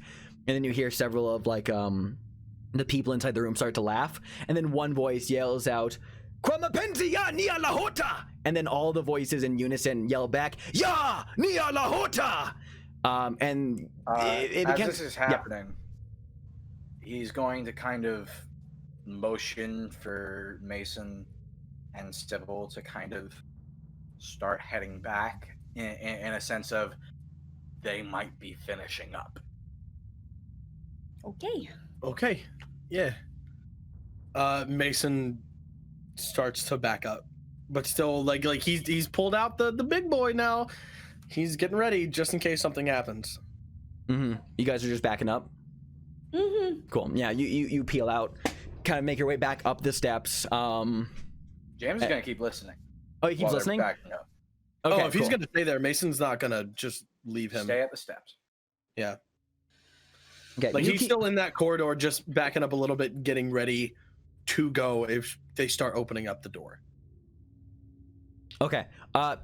James, you keep listening. After the crowd inside are chanting, Ya Nyarlathotep! There is some other a mess, just a discombobulating mess of like various voices talking. But it gets back on a conversational topic. At that point, it's they're talking a little bit lower, so now you can't really make out what the conversation topic is about. How long do you stand there listening?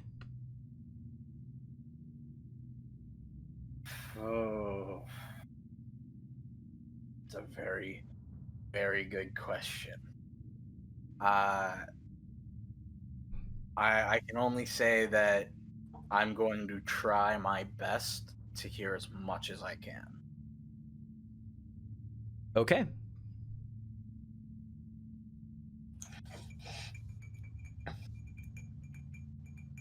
So, Kit and Sunil, for you guys, it has been a excruciatingly long, it seems. You are stationed at the window, just looking down at Ransom Court. Okay. You see the alleyway is empty. You discern no movements. You guys just sitting there in silence watching? I mean, what else is there for us to do until someone comes out? We're watching and we know there isn't a back door out of this place, so if something's gonna happen, it's gonna happen out of that front door. Cool. So, back in the depths of Juju House. So, you're listening for as long as you can, James. The gist of what you're able to make out, in addition to that, is mostly just this largely seems to, and you're getting like fragments, something hugely useful, but it's that really reached a crescendo there, and now you're trying to like with a regular success, and you're not getting much more.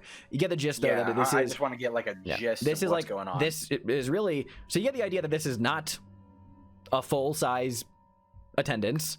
This is a small group of people comparatively, and this is just almost exclusively a meeting about how they are dealing with you and your friends.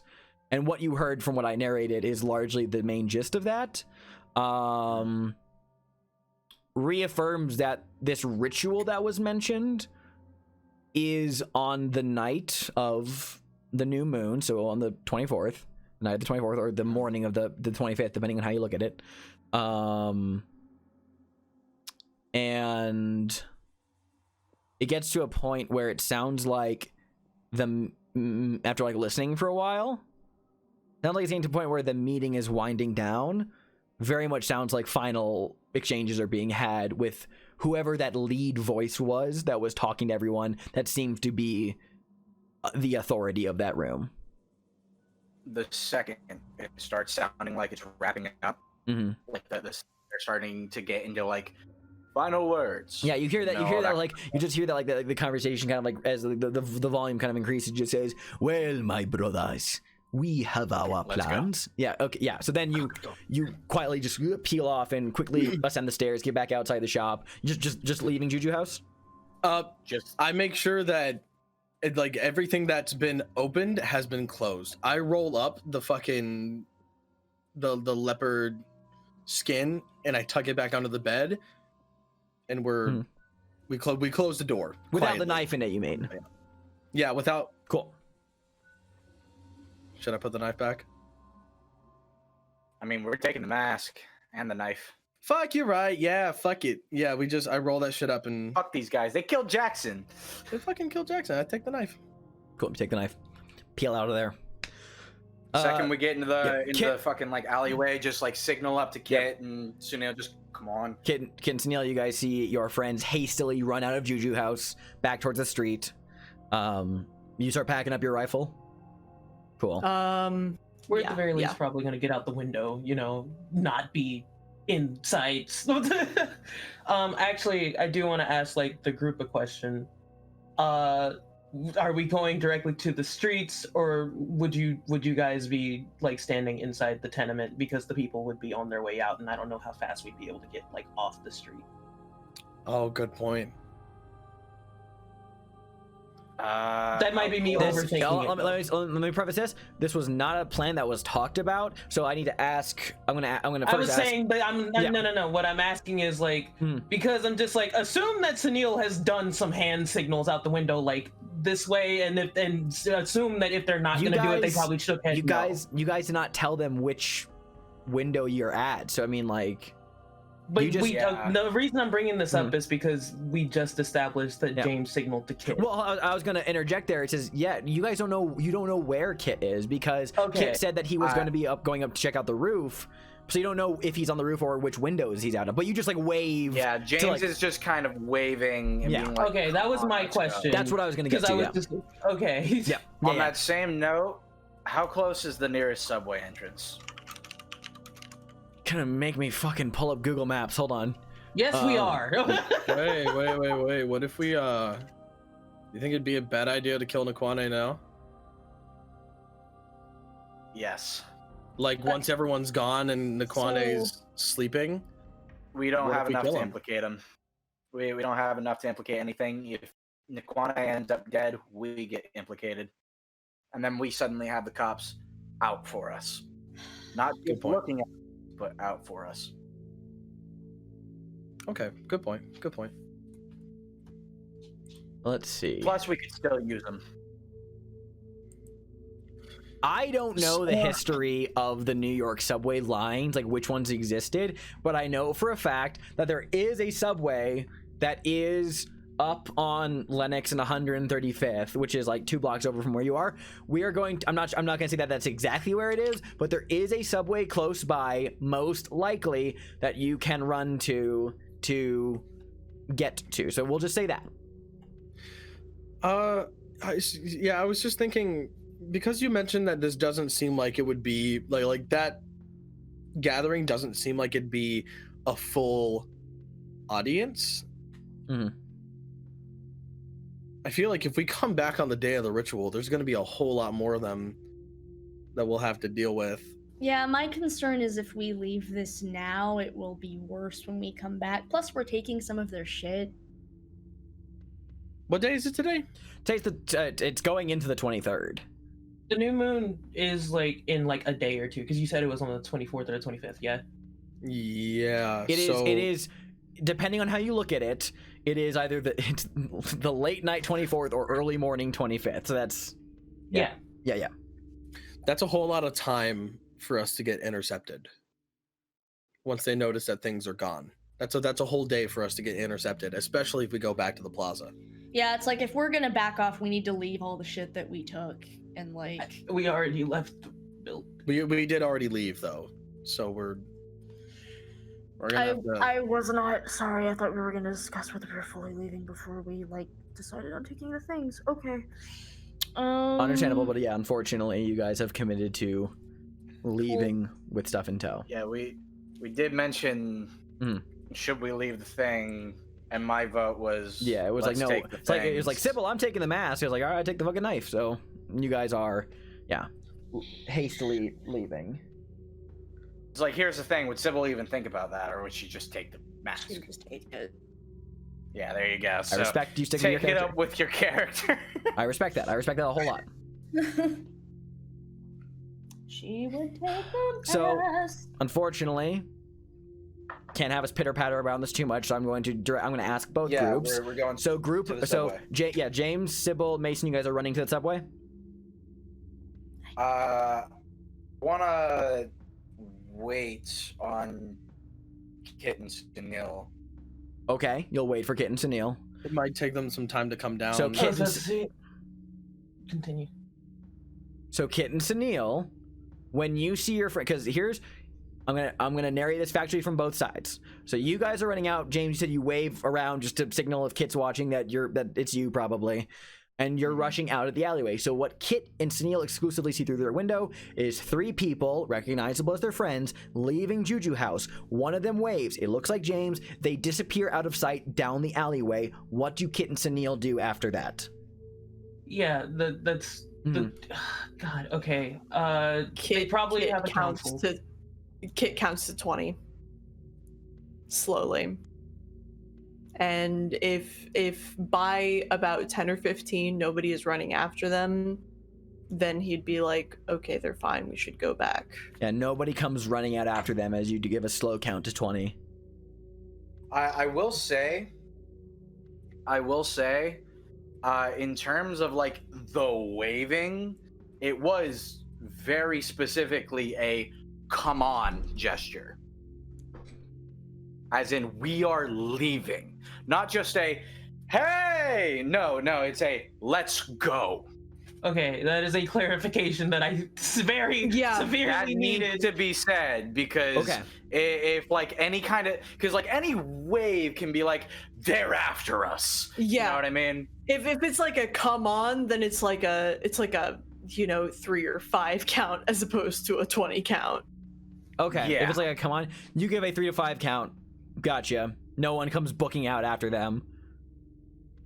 Yeah, in that case, Kit looks to Sunil, like sort of, let's go, and Sunil does a polite pleasantry bow to the caller guy that let them in, because he's just like, okay, we're leaving. Okay. Okay. Good. yeah, just sort of nods, thank you, and out we go. Out you go. So the group loiters in the immediate area, waits for Sunil and Kit, but like, did you guys, I mean, it wasn't said verbally, but I mean, factors are just like, was there a like, hey, what's our meeting point when we're out of, if we are meeting after this, where are we meeting? Like, is it like a specific, are we meeting at a subway, or is it we're meeting at a street corner nearby? Like, what was the I mean, like, at the very least, yeah. I would imagine, given the idea that it's usually Kit and James who are making these kinds of strategic plans, they probably plan to immediately duck toward the subway. Okay. Yeah, it would, the same brain cell, it would have been either like the corner closest to the subway, or we just meet at the fucking subway. Cool.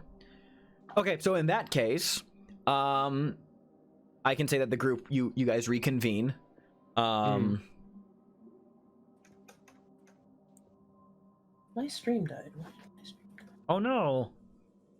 And now I'm deciding if I want to be mean. I think it's reasonable to... No, I'm gonna... I'm not gonna be mean. I'm gonna let this pass. All right, cool. Are we being followed? Make a spot hidden check. Everybody make a spot hidden check. God, it's reasonable enough that fine, you don't- Kit would make one too. No, you're not being followed. Sybil is you're certain. All of Okay, you I are think we're covered, certain never you are mind. not being followed at this Sunil's moment. just like, I never have to make a spot hidden check because all of my friends are there. I will say, what I was debating Two. was, am I going to ask for a luck check to see if on a failure, one of the people who was at that meeting just so happens to be taking the subway as well? And I'm just like, given what I know about the cult of the Bloody Tongue, probably not. So I'm letting that pass. Let that idea pass. I was gonna say, it's like, if I gotta do a luck check, I'll do a luck check. No, it's whenever a group luck check is made, it's whoever has the worst luck score rolls for the group. Oh! Yeah. What's our lowest luck? I think it might still be Sybil. Sybil's at 44. Oh, it is Sybil. Yeah, okay. it is simple. So anyway, you guys can easily get back to the subway, and you're just heading back down to Midtown to get back to the plaza. Cool. All right. We're gonna enter in the same way we exited. Yeah. Okay. Yeah. All right. Okay. Just making sure. I was pausing for any objections, and there were none. So I am. All right. You guys get back to the plaza by now, going on probably closer to like 2:30, 3 a.m. Are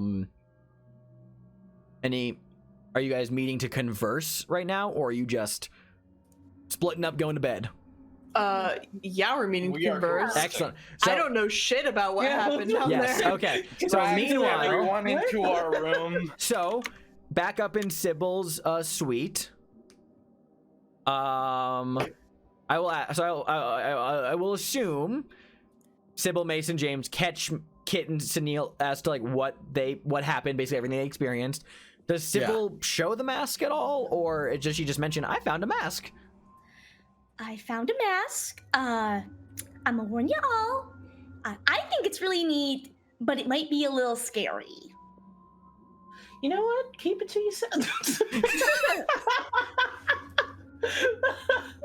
On a scale of mundane to the golden mask, what are we talking? A little bit in between.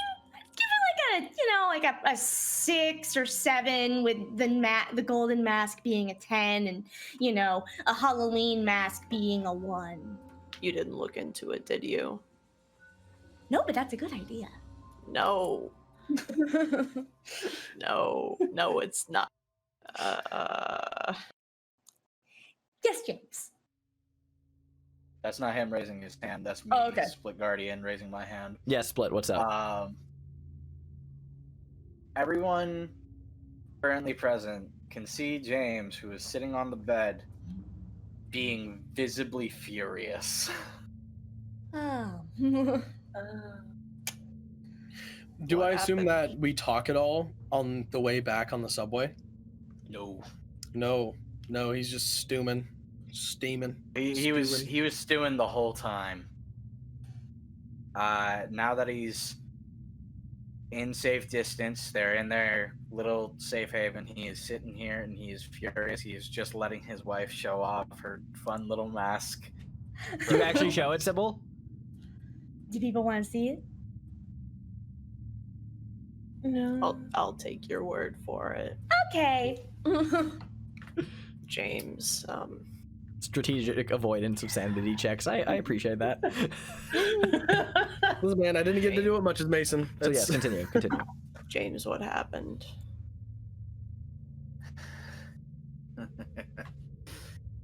They killed Jackson. They did. And they know about us. They know our didn't we were names. There. Do our names. At least they know me and James. They have that confirmed now. Jackson's murderers were there.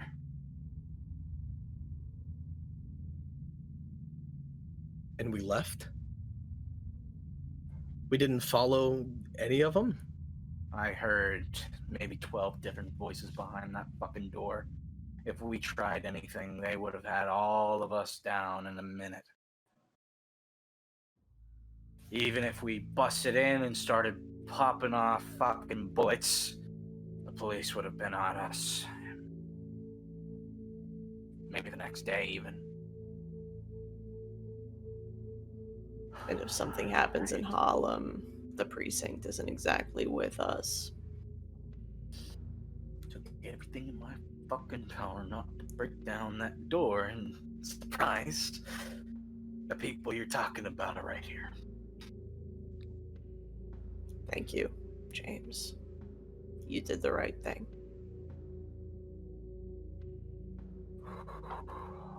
It's all part of the dream. All part of the memory. So, you did the right thing. We should change hotels. Yeah. But if we do, this is the biggest one here. Oh no, it's not. It's the second biggest. Be able. It's the second biggest. Yep. Can we get in the biggest? Maybe Sybil has the money for it. Mm-hmm. Probably. Sure, we have the money. Time to go to the biggest. Wait, what's your spending limit is $200, isn't it? I think so, yes.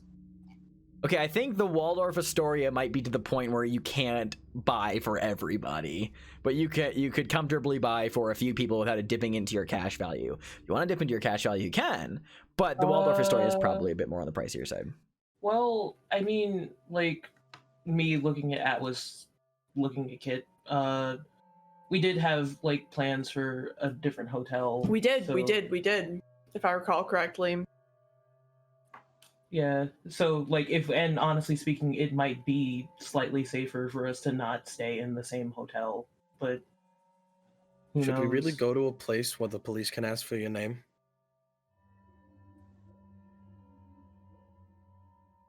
My thing is, if we move hotels, we risk going to a place that isn't big with a lot of people in it. Because as long as we have something big with a lot of people, there are a lot of hotels in New York. To be fair, of various sizes. So here's my thought: if we don't move from this one at the very least, we just stole from them. They don't know we did. Who are they gonna think did it? Honestly, anyone. Just don't get caught with the contraband. Uh-huh. I would never. I know. It's like there is, like, if you're worried about the amount of people, like, a lot of people is a lot of people, as in, like, even if it's less than the plaza, it's still a lot of people. There would be a lot of witnesses, so that's, like, less of an issue. Now, Mason bringing up the idea of you could just go to the concierge desk and ask, hey, does this person staying here? That's an entirely different situation. I'm not concerned about them sneaking in to kill us. I'm concerned about the police coming to arrest us. That's what I'm talking about. The police can just ask whether or not we're here. How do you think they found us in the first place? It's the cops. Again. Do you really think a Chelsea police officer is gonna arrest one of you for a crime that allegedly happened in Harlem? I mean, No, honestly, look at yourselves. I think a Harlem police officer is going to come by. Yeah, That's what I'm afraid of. Yeah, it's out of their jurisdiction. They'd be playing. They came by already. They came by, They don't have any but jurisdiction here. They can't arrest us. Most they can do is try to murder us, and if they do that, they risk their entire credibility. They risk their badge. They risk everything. Precisely. If we stay out of that district, they can't do a single goddamn thing to us. And I mean, from what you mentioned, nobody saw you. It would be on hot air and nothing else.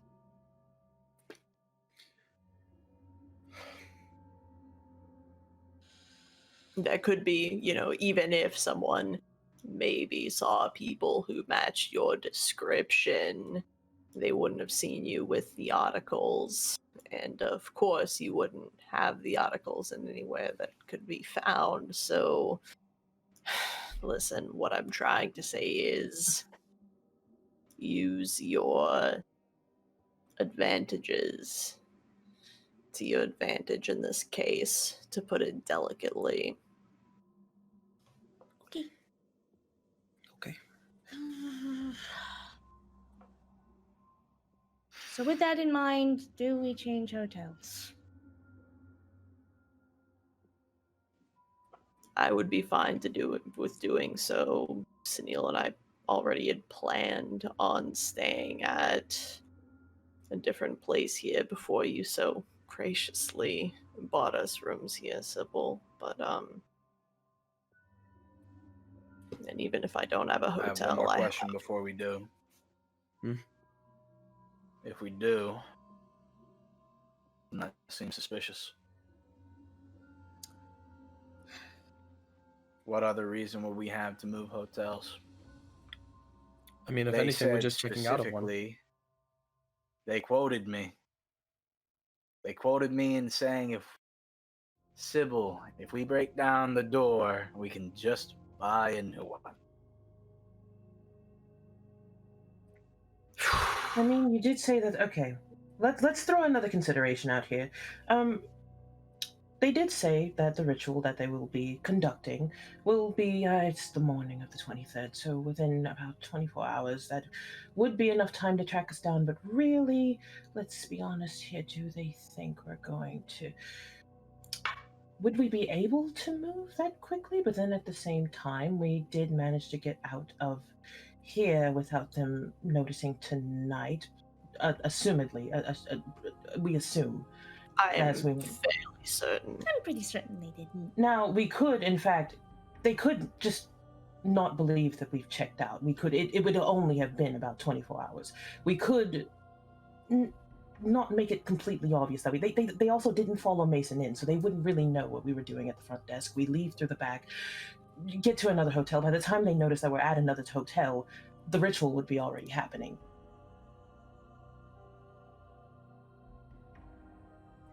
True. Up to If you we're- all.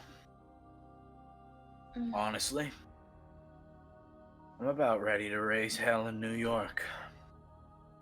I mean, I feel that. I do. But let's make a plan before we raise hell. I agree with Sunil. If we're going to move, we need to do it now.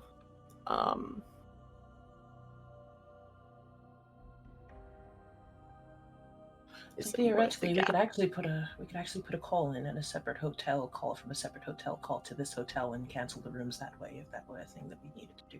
So he's like rambling under his mouth at this point to try to figure out like how to make this work. Yeah, no, you're right. And honestly, generously tip the concierge here and the, front desk there, and I'm sure we'd be set. Rich people do crazy things all the time. So. We know Sybil. I know. So we decided, should we go? Pack our things? Yeah, I think we move and try to get to a different hotel. Okay. Yeah.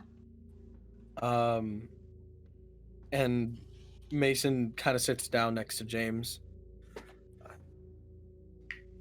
James, the people that killed Jackson. There were 3 of them. Did you hear all of them? What did they sound like? Just one. And he had a New York accent. Rest was speaking something not here. I'm assuming some form of African. He couldn't follow his name. Started with a D. Yes. He did mention 2 other names when he was talking about the Chelsea. Which way he used the names. Jimmy and Kip Kimboy were the other 2 names he used in reference to the people he was with at the Chelsea. He said Jimmy and Kip Kimboy searched the room while I waited by the door. Doyle, Jimmy, and weirder one, Kipkin boy, probably an African.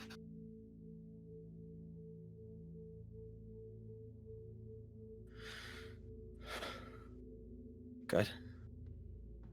Write each of their names on a fucking bullet. And Mason gets up. Oh shit. He walks out of the room and he's going to his room to pack his shit. Duly noted. I think at this hour, on 3, and yeah, at this hour, concierges are usually like closed. Like hotels don't all have 24-hour concierge, so it's Sunil was suggesting that they again leave out the way that they came in this time, because I don't think that door is being watched yet. They will call the concierge whenever the fuck they wake up. Which would probably be around like 5 or 6 is when the concierge for any hotel would be open. So that's like 2 hours from now. Which I mean, given the time it takes to pack all of your shit, like you could just like, if you wanted to, finish packing, wait until like dawn. Well, actually, no. Since it's winter, dawn wouldn't be when people would be getting for work. It would be still during the dark because it's not light that early. But like, you can wait. Yeah, wait for the early morning concierge to get into place, check out, and then leave through the back door, and go wherever if that's what you want to do. Sounds good to me. Okay, cool. So on that note, let's talk about, let's get into like the specifics of this plan. So when it comes to hotels you're going to go to instead, I've listed off the choices before before we started playing, but I'll go through them again. You guys have been staying at the Plaza. There is the Waldorf Astoria, which is, Sybil, you've been there before. That's where Roger Carlyle's birthday was many, many, many years ago. I think that was his 21st birthday. Yeah, his 21st birthday was at the Waldorf Astoria. That's not terribly far from here, but it still has a reasonable enough gap. That's that's like on down like 33rd Street. The Plaza is like up by like the 50s. There's the New Grand Hotel, which is, goes for like $2 to $5 per day, depending on the level of plumbing you want to have. The Broadway Central, very Jewish, kosher-friendly hotel. The Alcazar, is more of a flea bag, less salubrious establishment that's close to the Waldorf Astoria. The Hotel Girard, which is similar to the Alcazar, it's close to Times Square. And then there's the Times Square Hotel, which is nicer than the Alcazar and Girard, and caters mostly to young single men, but it does have its own floor for female guests. Men and women can't stay together at that hotel. I see. Interesting. Sorry, so last time we spoke about this, it was in Check's Watch October. I think we were planning on it was either the Alcazar or the Times Square. I can't remember for the life of me. I thought you guys agreed on the Broadway Central, but I could be wrong. I don't. No, I think it was the Times Square. I think it was the Times Square. Because I remember us talking about it being being bachelor a gendered hotel. Yes. Okay, so it was the Times Square. You are absolutely correct. Excellent. Those were our plans to begin with. So, yeah, we'll probably head there. So is the plan to split the group then? The thing, it depends on, okay. To a certain level, it depends on, like, because we know that Sybil cannot afford to pay for everyone to stay at the highest up thing. So it's a matter of what she wants to do. I don't want to stay at the highest up thing anyway, because I feel like that's kind of, it's like, we moved a street down to the fancier hotel, and they heard, James and Sybil bragging about being rich. Mm-hmm. So I don't want to go there anyway. So I'd rather just choose like a mid-range place that Sybil could afford to pay for everybody. The one thing is she wouldn't want to go to Times Square because if it's gendered, then she's sectioned off. Then she would be alone. So she super does not want to do that. And she also would rather not split up because on one hand, this is exhilarating. On the other hand, it's not like she wants to be alone while it's exhilarating. Thanks. I just had a thought. The place that Jackson was killed in. The Hotel Chelsea? Yeah. I mean, you could also stay there. Do you think they would expect us to go there after Jackson was fucking murdered? It's a little ghoulish, don't you think? But you might be right. Sorry, Exactly the first choice. It's such a long fucking list of hotels. It's kind of hard to. I'm sorry. It's such a long list. It's really hard to keep track of all of it. I'm like,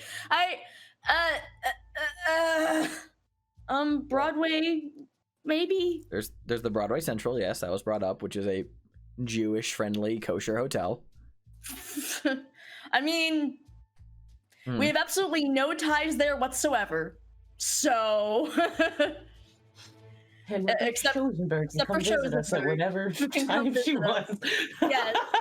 So I'm like, I mean, why the fuck would we go there? Perfect place to hide. Yeah, it's that's kind of what I'm good. thinking. I think it's considered as like a little less than good, but it's not like a Fleabag hotel. It's like it's on the cheaper, but it's a decent quality hotel. Yeah. I mean, listen, Sybil has stayed in Fleabag hotels. Yes. She and James are on the road all the time. She'll take a fancier hotel if possible, but if all that's available is a Fleabag motel, whatever. Okay, so right, let's go to the Broadway one. Sure. Okay, let's do it. So everyone going to the same hotel? Yeah. Does everyone agree on this plan, or are there any people who want to bring up like differing opinions?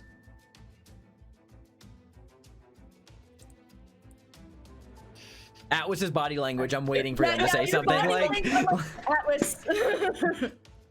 Kit is thinking about it, Okay. and as a result, I too am thinking about it. Mm-hmm. Fine, we'll go to the same. It's fine. We'll go to the same hotel because if something happens, it would take time to communicate between them. So okay, sure. So you guys collectively agree then to move to the Broadway Central Hotel over 673rd Broadway. You guys pack up your rooms and come earliest available time when the concierge is open again. Sybil, you check out, go through the motions, and you guys will leave the exact same way that you left prior, which is through the back. And find your way to get to the Broadway Central, where you can register at the concierge. Now, are you using your real names at the concierge or fake names at the concierge? Fake names. Fake names? Fake cool. names. Fake names. For my own amusement, I need to know everyone's fake names that are registered on the hotel for the ledger. Christopher O'Brien. God damn it. Okay, I love that. Okay, Christopher O'Brien. Hold on. I have to pull up a document. Mandy Mintz. Mandy Mintz.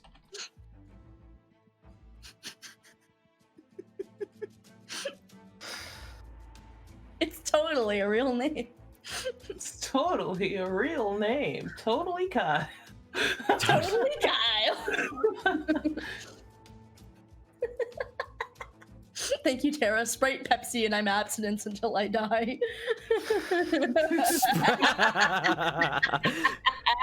RC Jasta.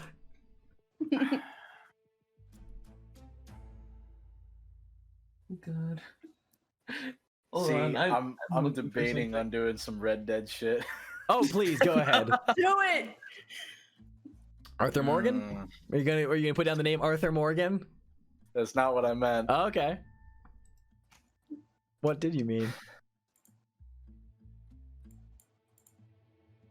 Atticus Murphy. I hate you.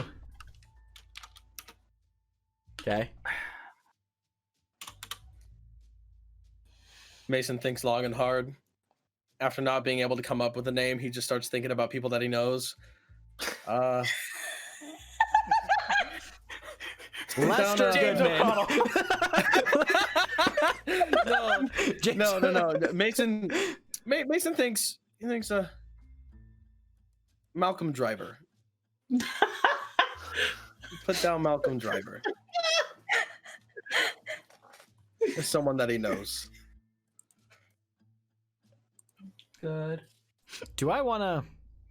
Oh, No. you could have gone No. with Strauss. No. I just Don't thought do of it. I'm not gonna. No. Damien DeMarquise. Okay, anyway. Fuck you! Eat shit. And Sunil. I was gonna make a reference, but I was like, do I want to make a reference to another IR thing? No, I'm already doing that in Fallen Empires. It'd be stupid. God.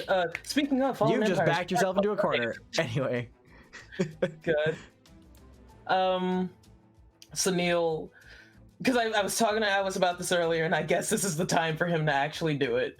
Sunil, realizing he would be very recognizable as an Indian man with an English accent, immediately puts on his mother's accent and is like, Banav Patel? Yeah. Okay. Banav, is that what you said? Banav, gotcha. Banav Patel. With a P. Yeah. Oh, Panav, gotcha. And then was that Patel or Batel? Patel. He was like, I'm gonna go with the most generic Indian last name I can go with. Love it. Don't at me. Don't fucking. So checking into the Broadway Central Hotel at the early hours of the morning, we have Christopher O'Brien, Mandy Mintz, Atticus Murphy, Malcolm Driver, and Panay Patel. He spends time with the concierge. They say Panav, and he's just like, no, Panav. Yeah, but, Panav, you know? and Panav Patel. Can I Correct. also say Mason's wearing a hat? Where did he get it? Where did he get a hat? Where did he get it?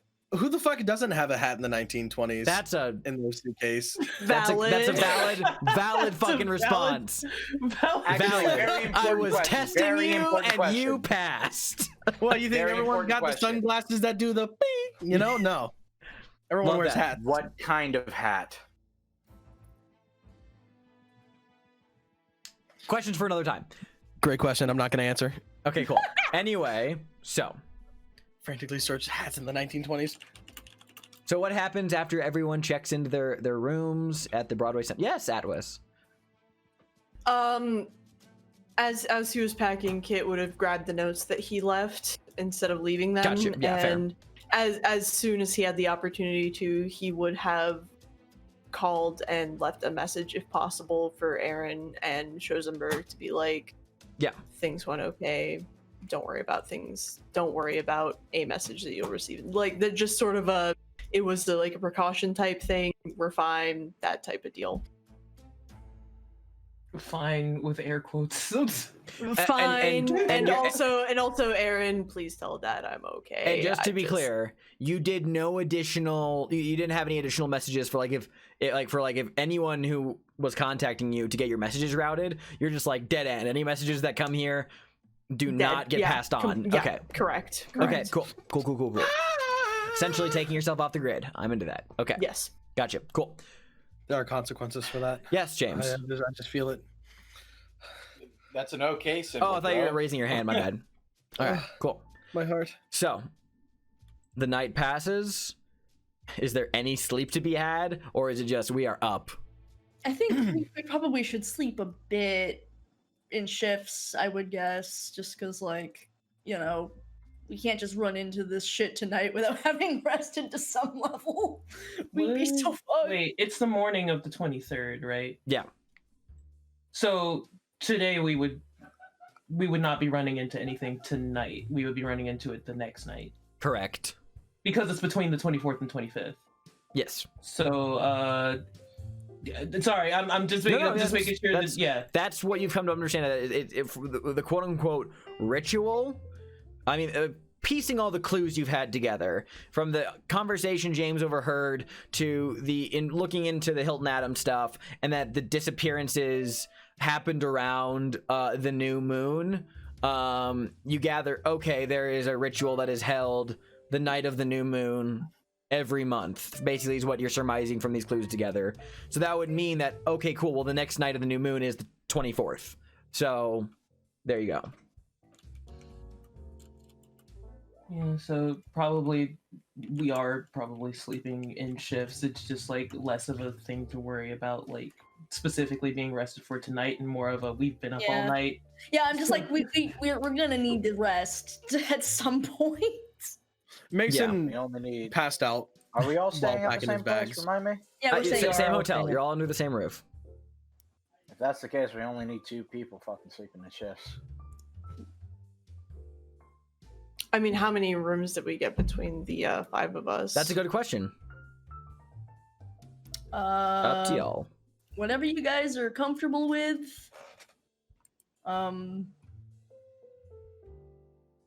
Shrugs. Probably.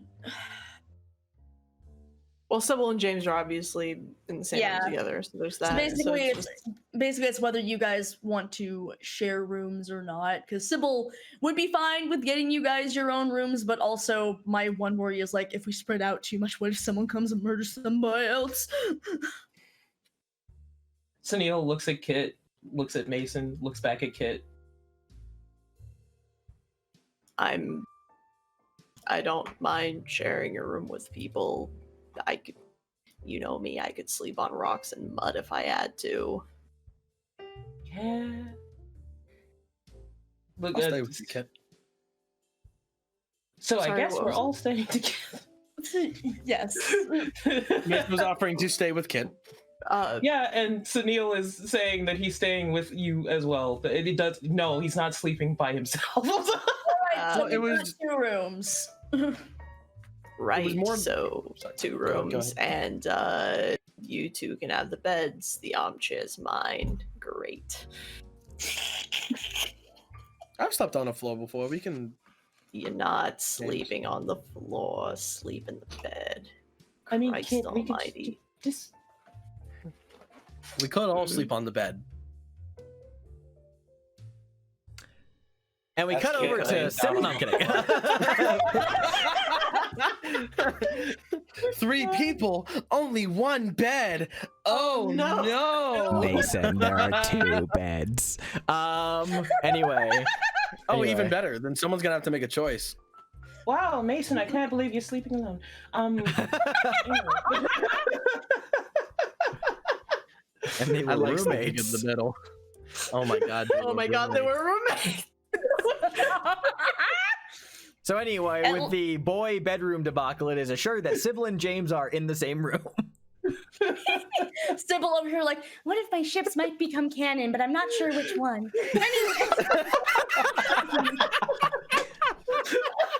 James sitting at the edge of the bed, like, I don't know what that means.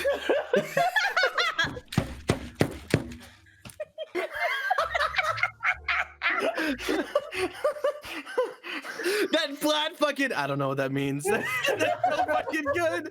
What the fuck? So, I will surmise that. You good? You good? So anyway, we're sleeping in the ship. So Yes. either Sybil and James are up, or this apparent threesome. I'm going to surmise that y'all definitely don't get like a full thing of sleep, so everyone's probably like heavy air quotes awake by like noon, or like late like by the afternoon. You know, just like with like with a few hours of sleep in them, I imagine, or unless someone wants to sleep for like all day. I will throw in like a little bit of flavor text here. Please do. And be like, James takes the first shift, and when Sybil inevitably wakes up, goes very quietly and very gently, go back to sleep. Aww.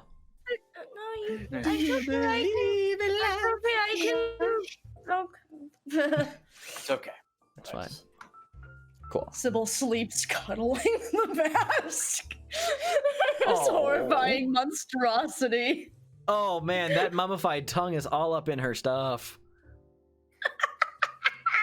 No, not really. Fucking She gross. I know. She doesn't actually. She has it like hidden away. Hidden away. Okay, gotcha. Now the big Yeah, question but is, jokingly. Oh boy, it's horrifying. In her dreams. in her dream. In her dreams.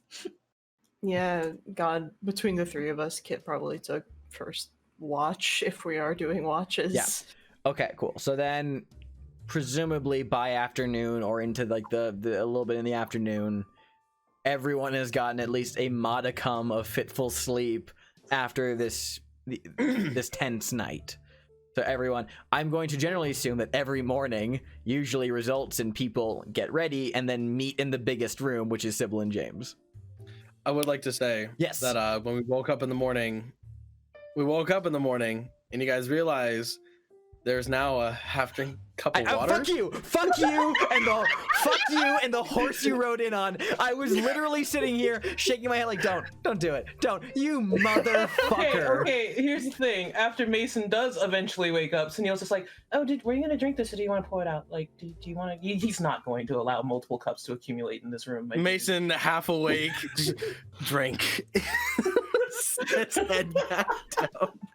Kit asleep at this point after taking the first watch is just fucking out cold and just starts awake, but squints.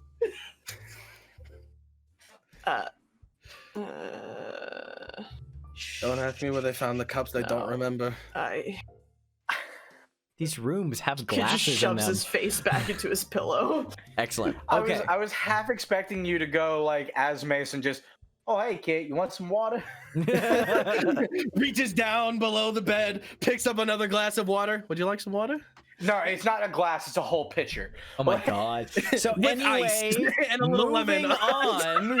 moving on. This is a cursed room assignment. Please let Xander talk. Anyway, so Bro, I'm gonna have a fucking conniption. yeah, dude. Look, it's so crazy. It's fine. It's fine. We had a really tense, anxiety-filled beginning, and now, of course, the shit posts roll in. I did something bold, Dude, Mason, and he's alive. Keeper, for Yes, our yes, he did. inevitable demise. Yes, he did. Continue, keeper. Yes. So, what is the plan after this nonsense? That's a good fucking question, dude. Sunil, do you want to buy a shotgun?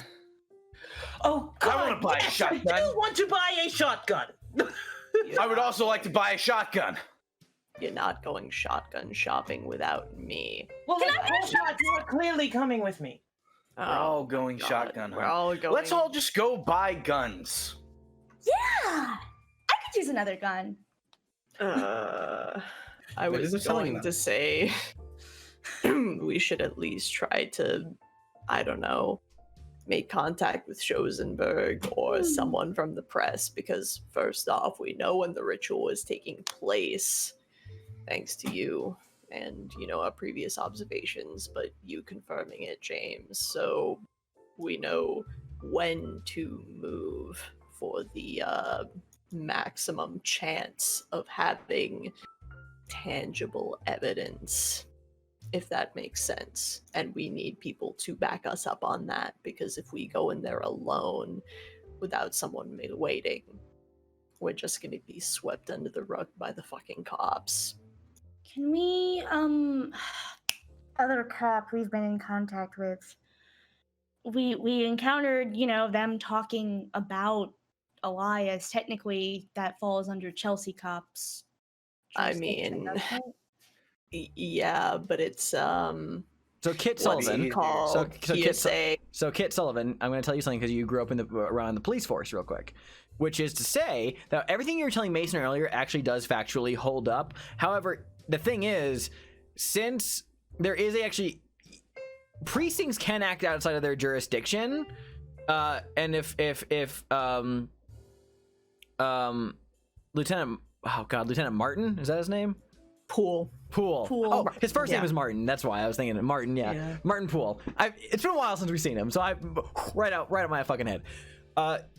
Anyone who's working an active murder case could, I mean, like that, because like a murder could happen from anywhere. Like a murder case like this, jurisdiction could go can spread out into other precincts. So it is actually feasibly possible that Lieutenant Poole could do something with a lead like that. It's not entirely... Yeah, God. In that case, Kit would absolutely mention that and be like, we should tell Poole, because we did give Poole all of our other stuff to help him. So the more we give him, the more he is going to be able to assist us. So we need to... Oh, also, split. I know there was a lot going on, and normally I'm not going to remind you of things, but because this is the first arc of a major campaign, and we're still kind of like learning how to, strategize and do shit, I will remind you this one time. You did swipe that ledger from the store. You have not looked into it. You have not read anything in that ledger yet. No, I know. I'm well aware. Okay. I was going to at the end of the thing, but I was too angry. Absolutely. Just reminding you that the ledger is a thing you did grab. Yes. What's up, Jordan?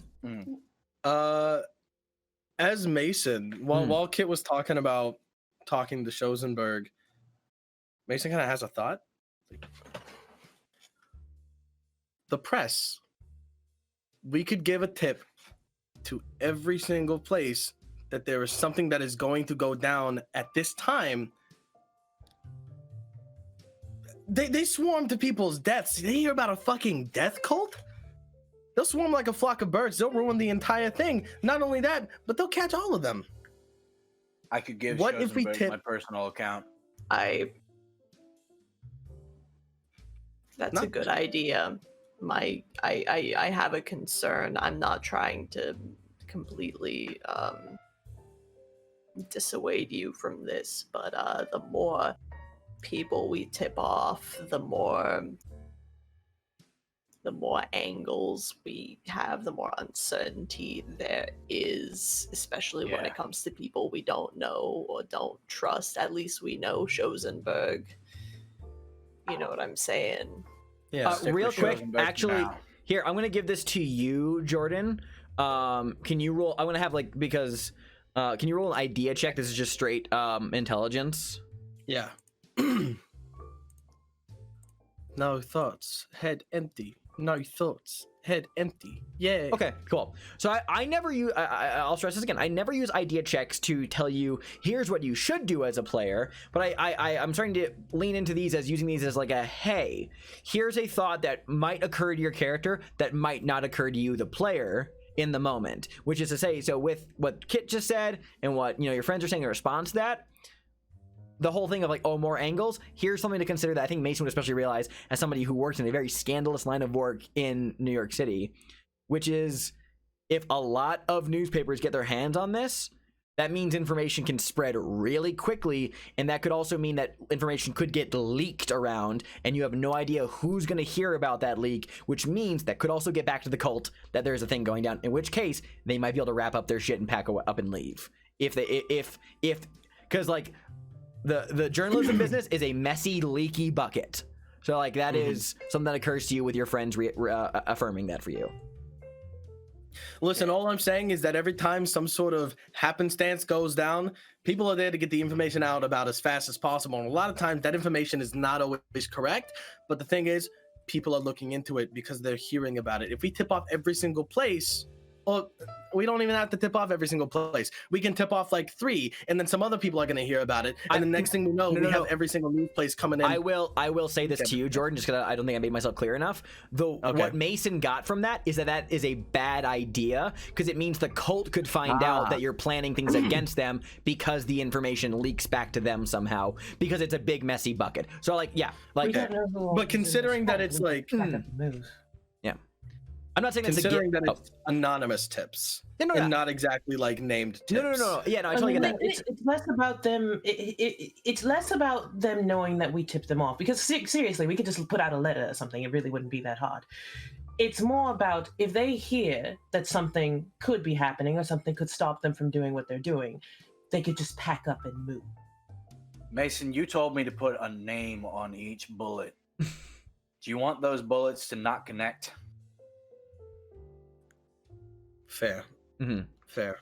It's not that the idea is bad because it's actually very good. By no means a bad idea. The reason I gave Mason this check, by the way, is because you literally worked in an illegal, scandalous business where if news breaks out to the press, that is both a good thing and a bad thing. Bad thing because, oh shit, that means that something's going to come back to us. Good news because the press is leaky enough that if the more people have it, the higher chance that we can hear about it first and then do something before anything happens.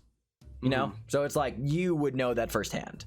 So it's not a bad idea, but given the nature of New York journalism, it's not a given, but there is a high risk of you may lose your chance to catch them because they could find out. Okay. Yeah. Let's just stick with Chosenberg for now. Kit. Mm. And Kit wanted to go talk to Poole as well, I believe was on the docket. Yeah, Would we I were be going convicted of anything if I tried to tell anything to Poole?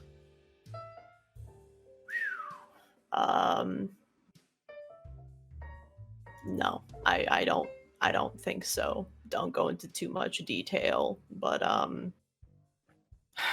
Poole is a good man, and he's done us a lot of good turns, and we've done him a lot of good turns. So the more we can keep that relationship intact, the better for all of us, I think.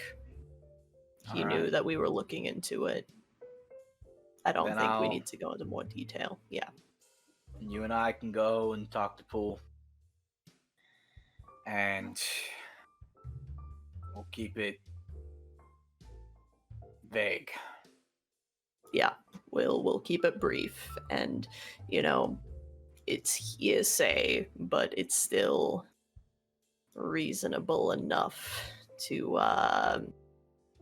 prompt further investigation. Yeah, exactly. Yeah.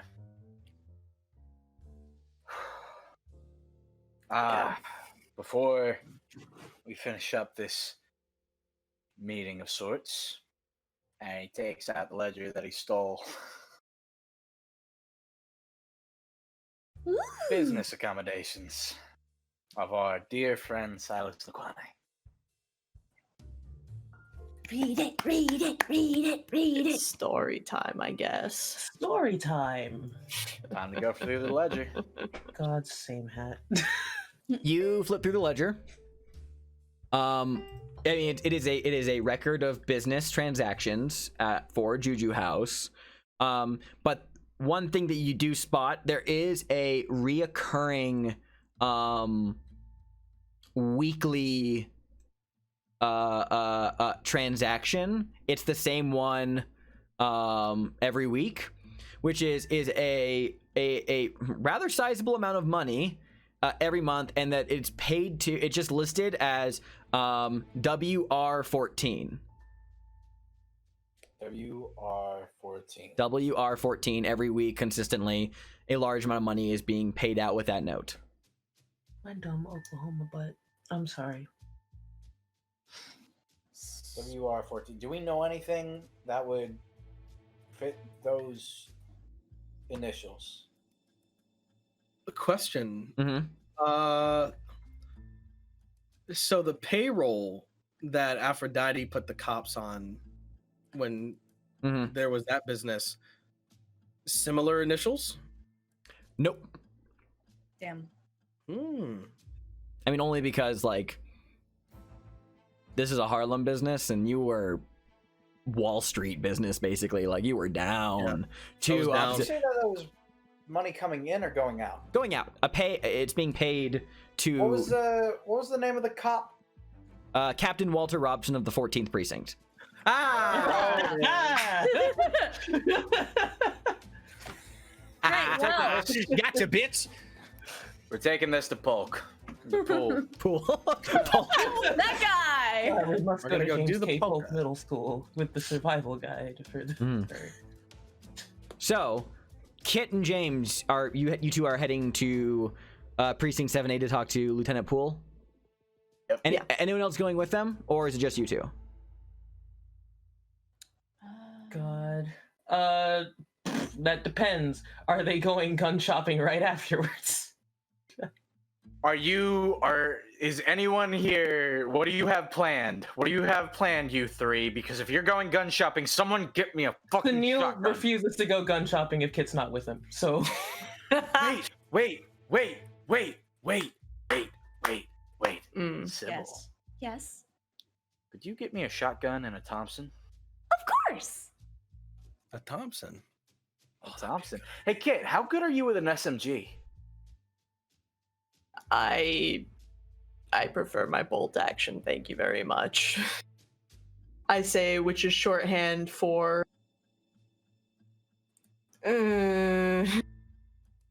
not very good.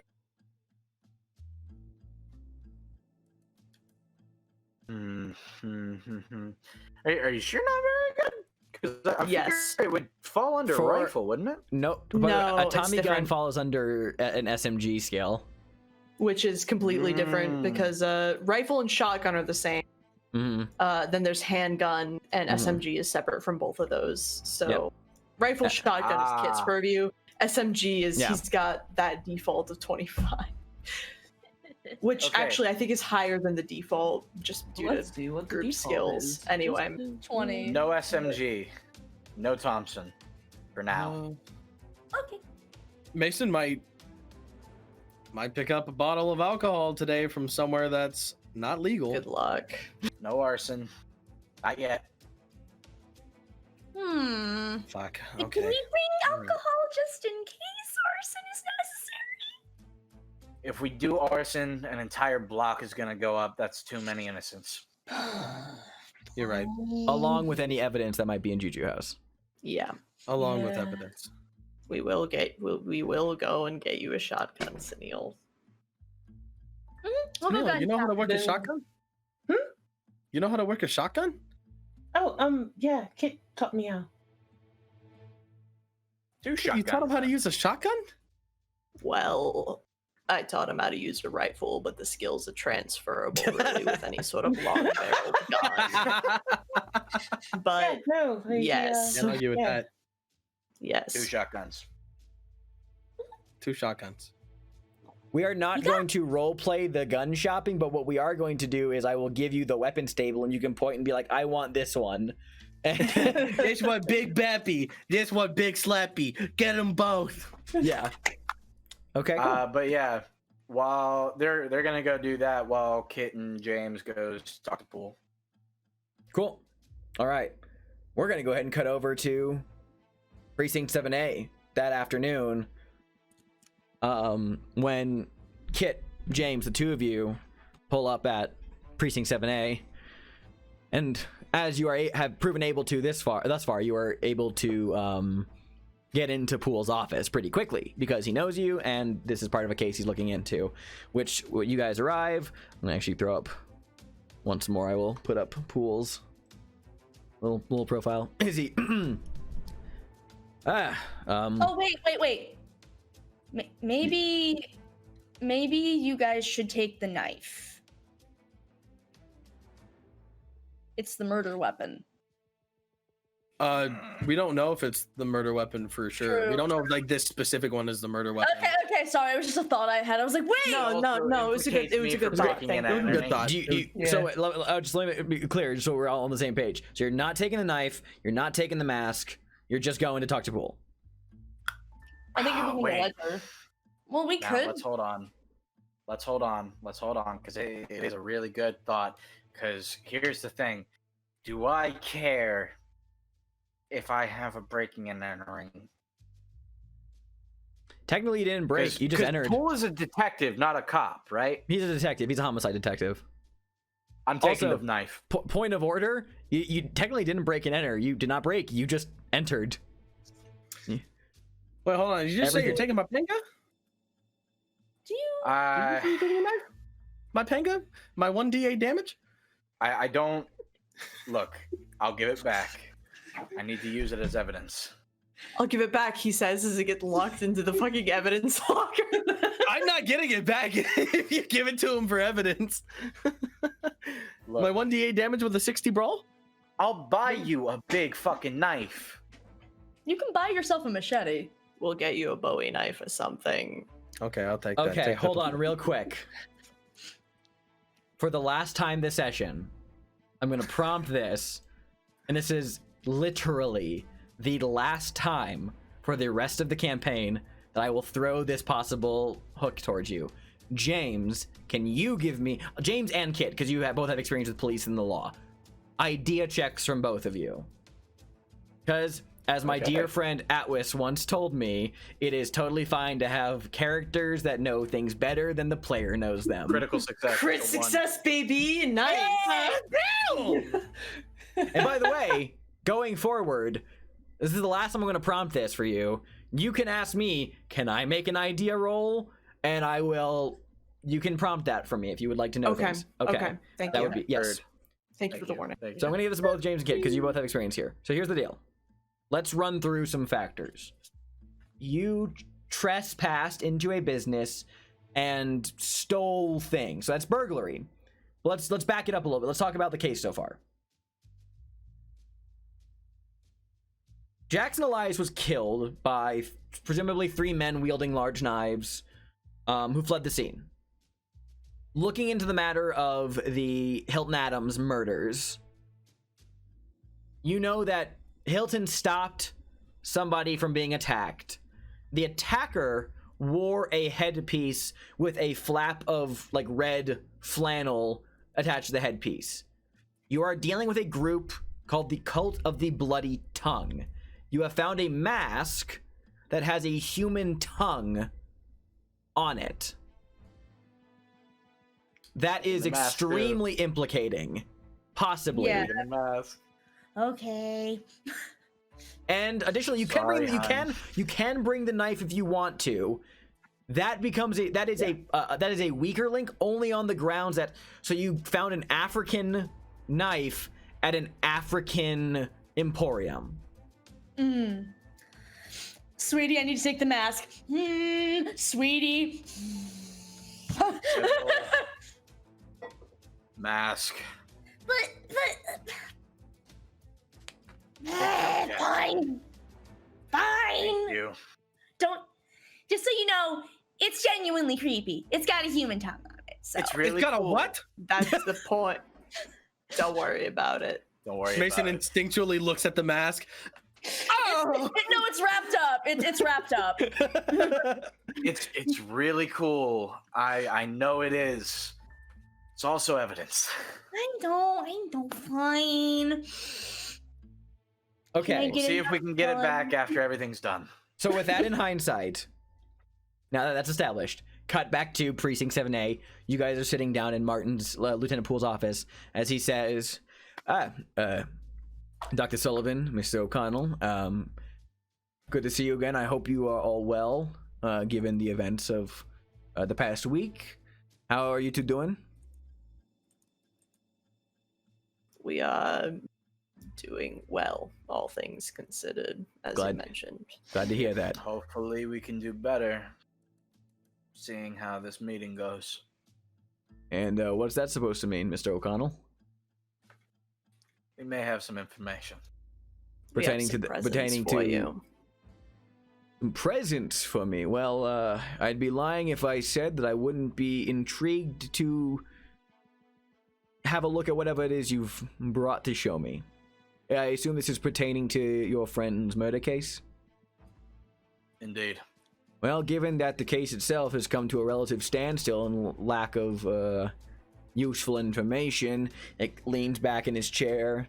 I'm all ears. Well,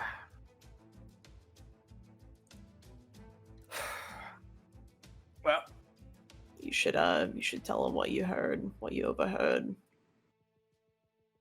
I overheard a meeting. We were given an anonymous tip, and we made our way to Harlem, and we went to Juju House. There we overheard a meeting in which a few folks were discussing the murder of Jackson Elias. I have 3 names, no last, just first. Those were the specific murderers. He gives the names Doyle, Jimmy, and Kipkin Boy. Kipkin Boy. Kipkin Boy. Jordan, you're not here, but what's up? The ledger have, I know, just as like a player, did the ledger have their names in it? When you read through the ledger, the only like thing of interest you found was that reoccurring payment to WR14. So there were no other. It was just payments. We didn't see any Jimmy Doyle. Nope. Okay. Good thought, though. Thank you. Good thought, though. Yeah, definitely good thought. Yeah, good thought though. Good thought, though. Because I thought about it, I was like, nope. I'm imagining us as a Jeopardy family that's kind of like clapping, like, good answer, good answer. Okay, continue. So yeah, as he was saying, there's a lot of them.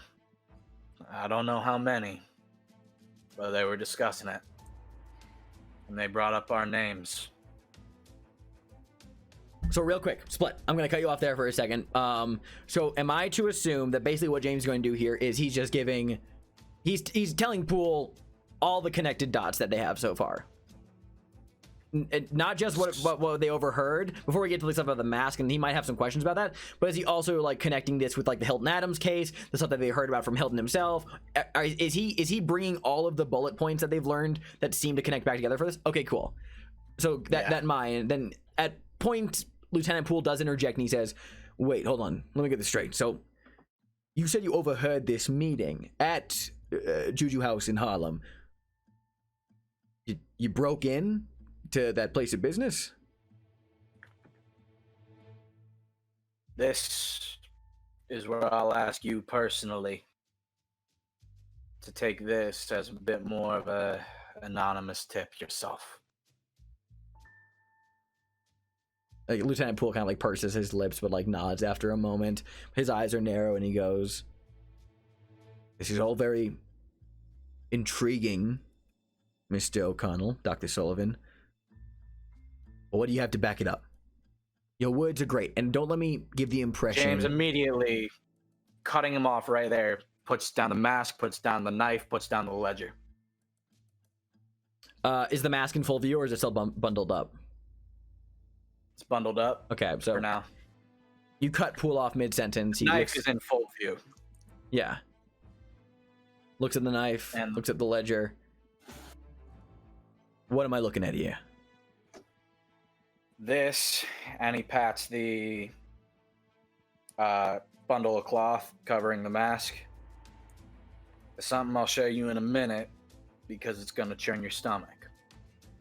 This, taps on the knife, is the murder weapon that I saw taken away by 3 separate individuals on this the night. This is the same murder weapon? Not the same one. The same type. Same type. Used by all 3.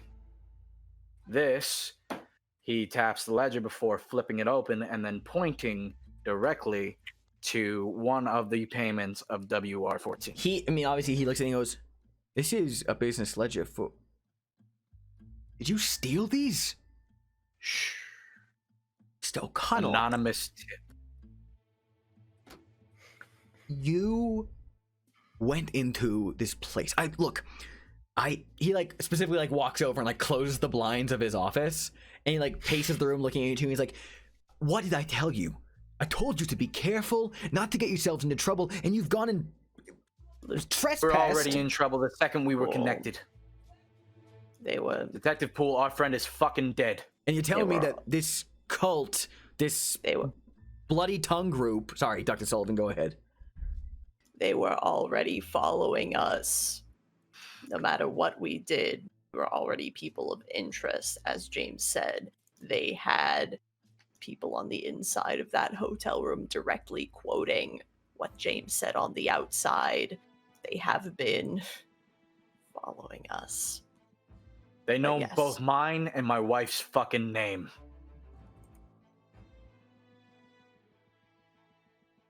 As careful as we were already involved, whether we knew it or not. But, no. Call to the bloody tongue. Well.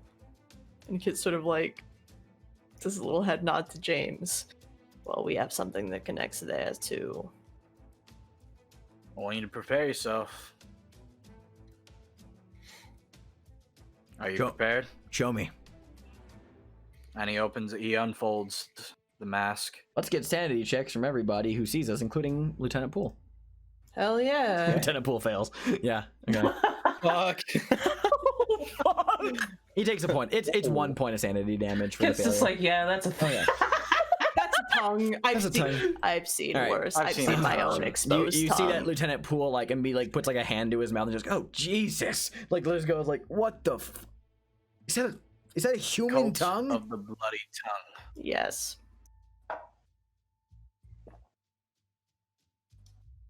Any like this?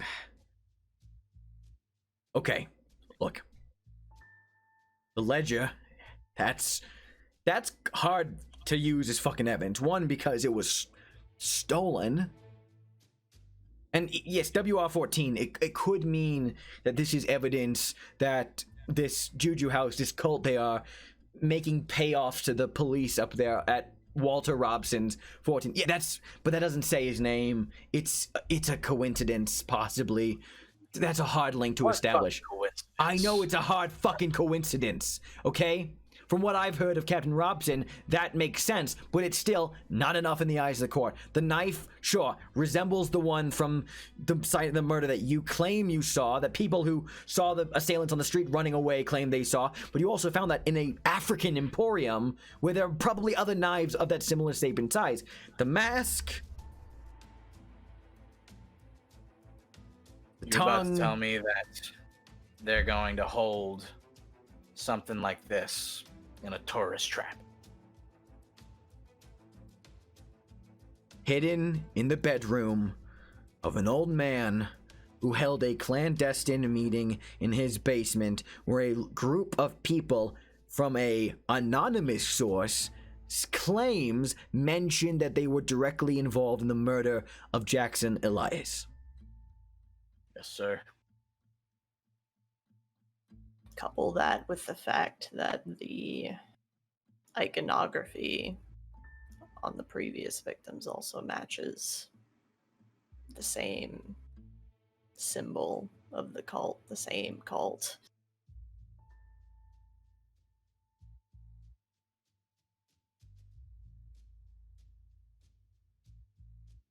I'm going to have... I don't want to do this, but I'm going to have to ask for a persuade check. Both of you can do this, and I will ask, and I actually will award a bonus die, because you do have a lot of information. But there is enough of a lack of evidence. Like, there's evidence, but like a lack of, like, huge evidence that I'm going to have to ask for a persuade check. I really just want to give this to you guys, but... That's fair. This is going to have to be a persuade check. That's fair. What are you at, James? Oh, fuck. You said a bonus die, right? Each of you get a bonus die on this roll. Same number.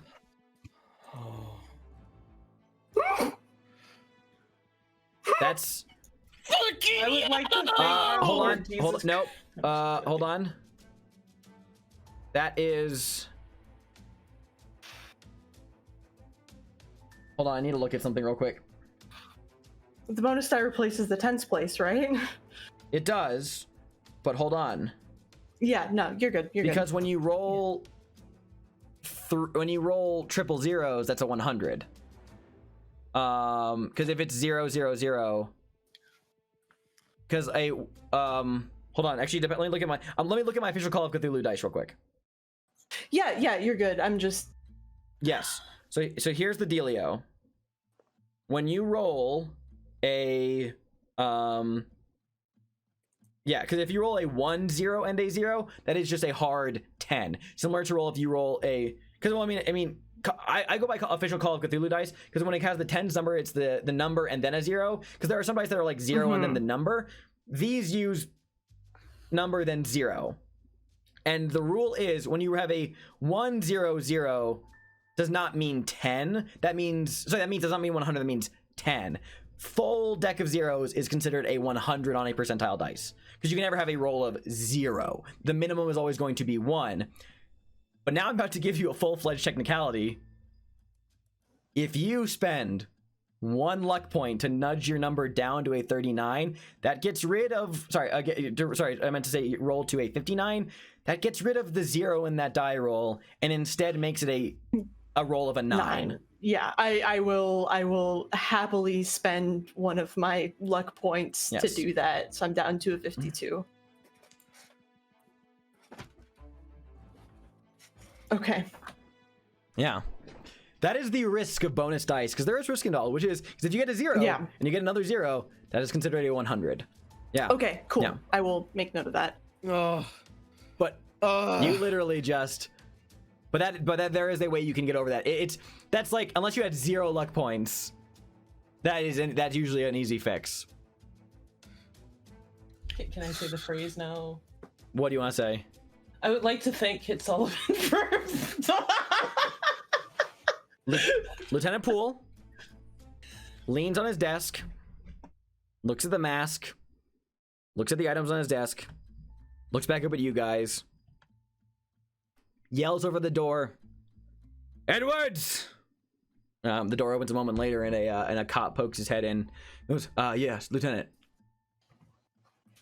And Martin kind of like looks at you guys again with a look that just asks, "How fucking certain are you betting all this on?" 100%. Completely. He looks back up at the cop who walked in. "Round up the bullpen. We have a raid tomorrow night." And that's where we're going to end tonight's session. get the paddy wagon. Get the paddy. Get the paddy wagon. This one time, all cops are not bastards. Lieutenant Poole is the not bastard. Full-blown not bastard. Oh, we're not gonna die. Woo! Okay, don't celebrate just that. We can still die. We won't die in Juju House. That's what I'm. We can still die in Juju House. Listen, okay. Jesus Christ. Just for this session alone, I've been fully mentally preparing myself this entire week that I was going to lose Mason today. Yeah. So, we will see all of you next week, same time, same place, for the Horror at Juju House Part 2, or possibly I might call it The Raid. We'll see. But we will see you all next week.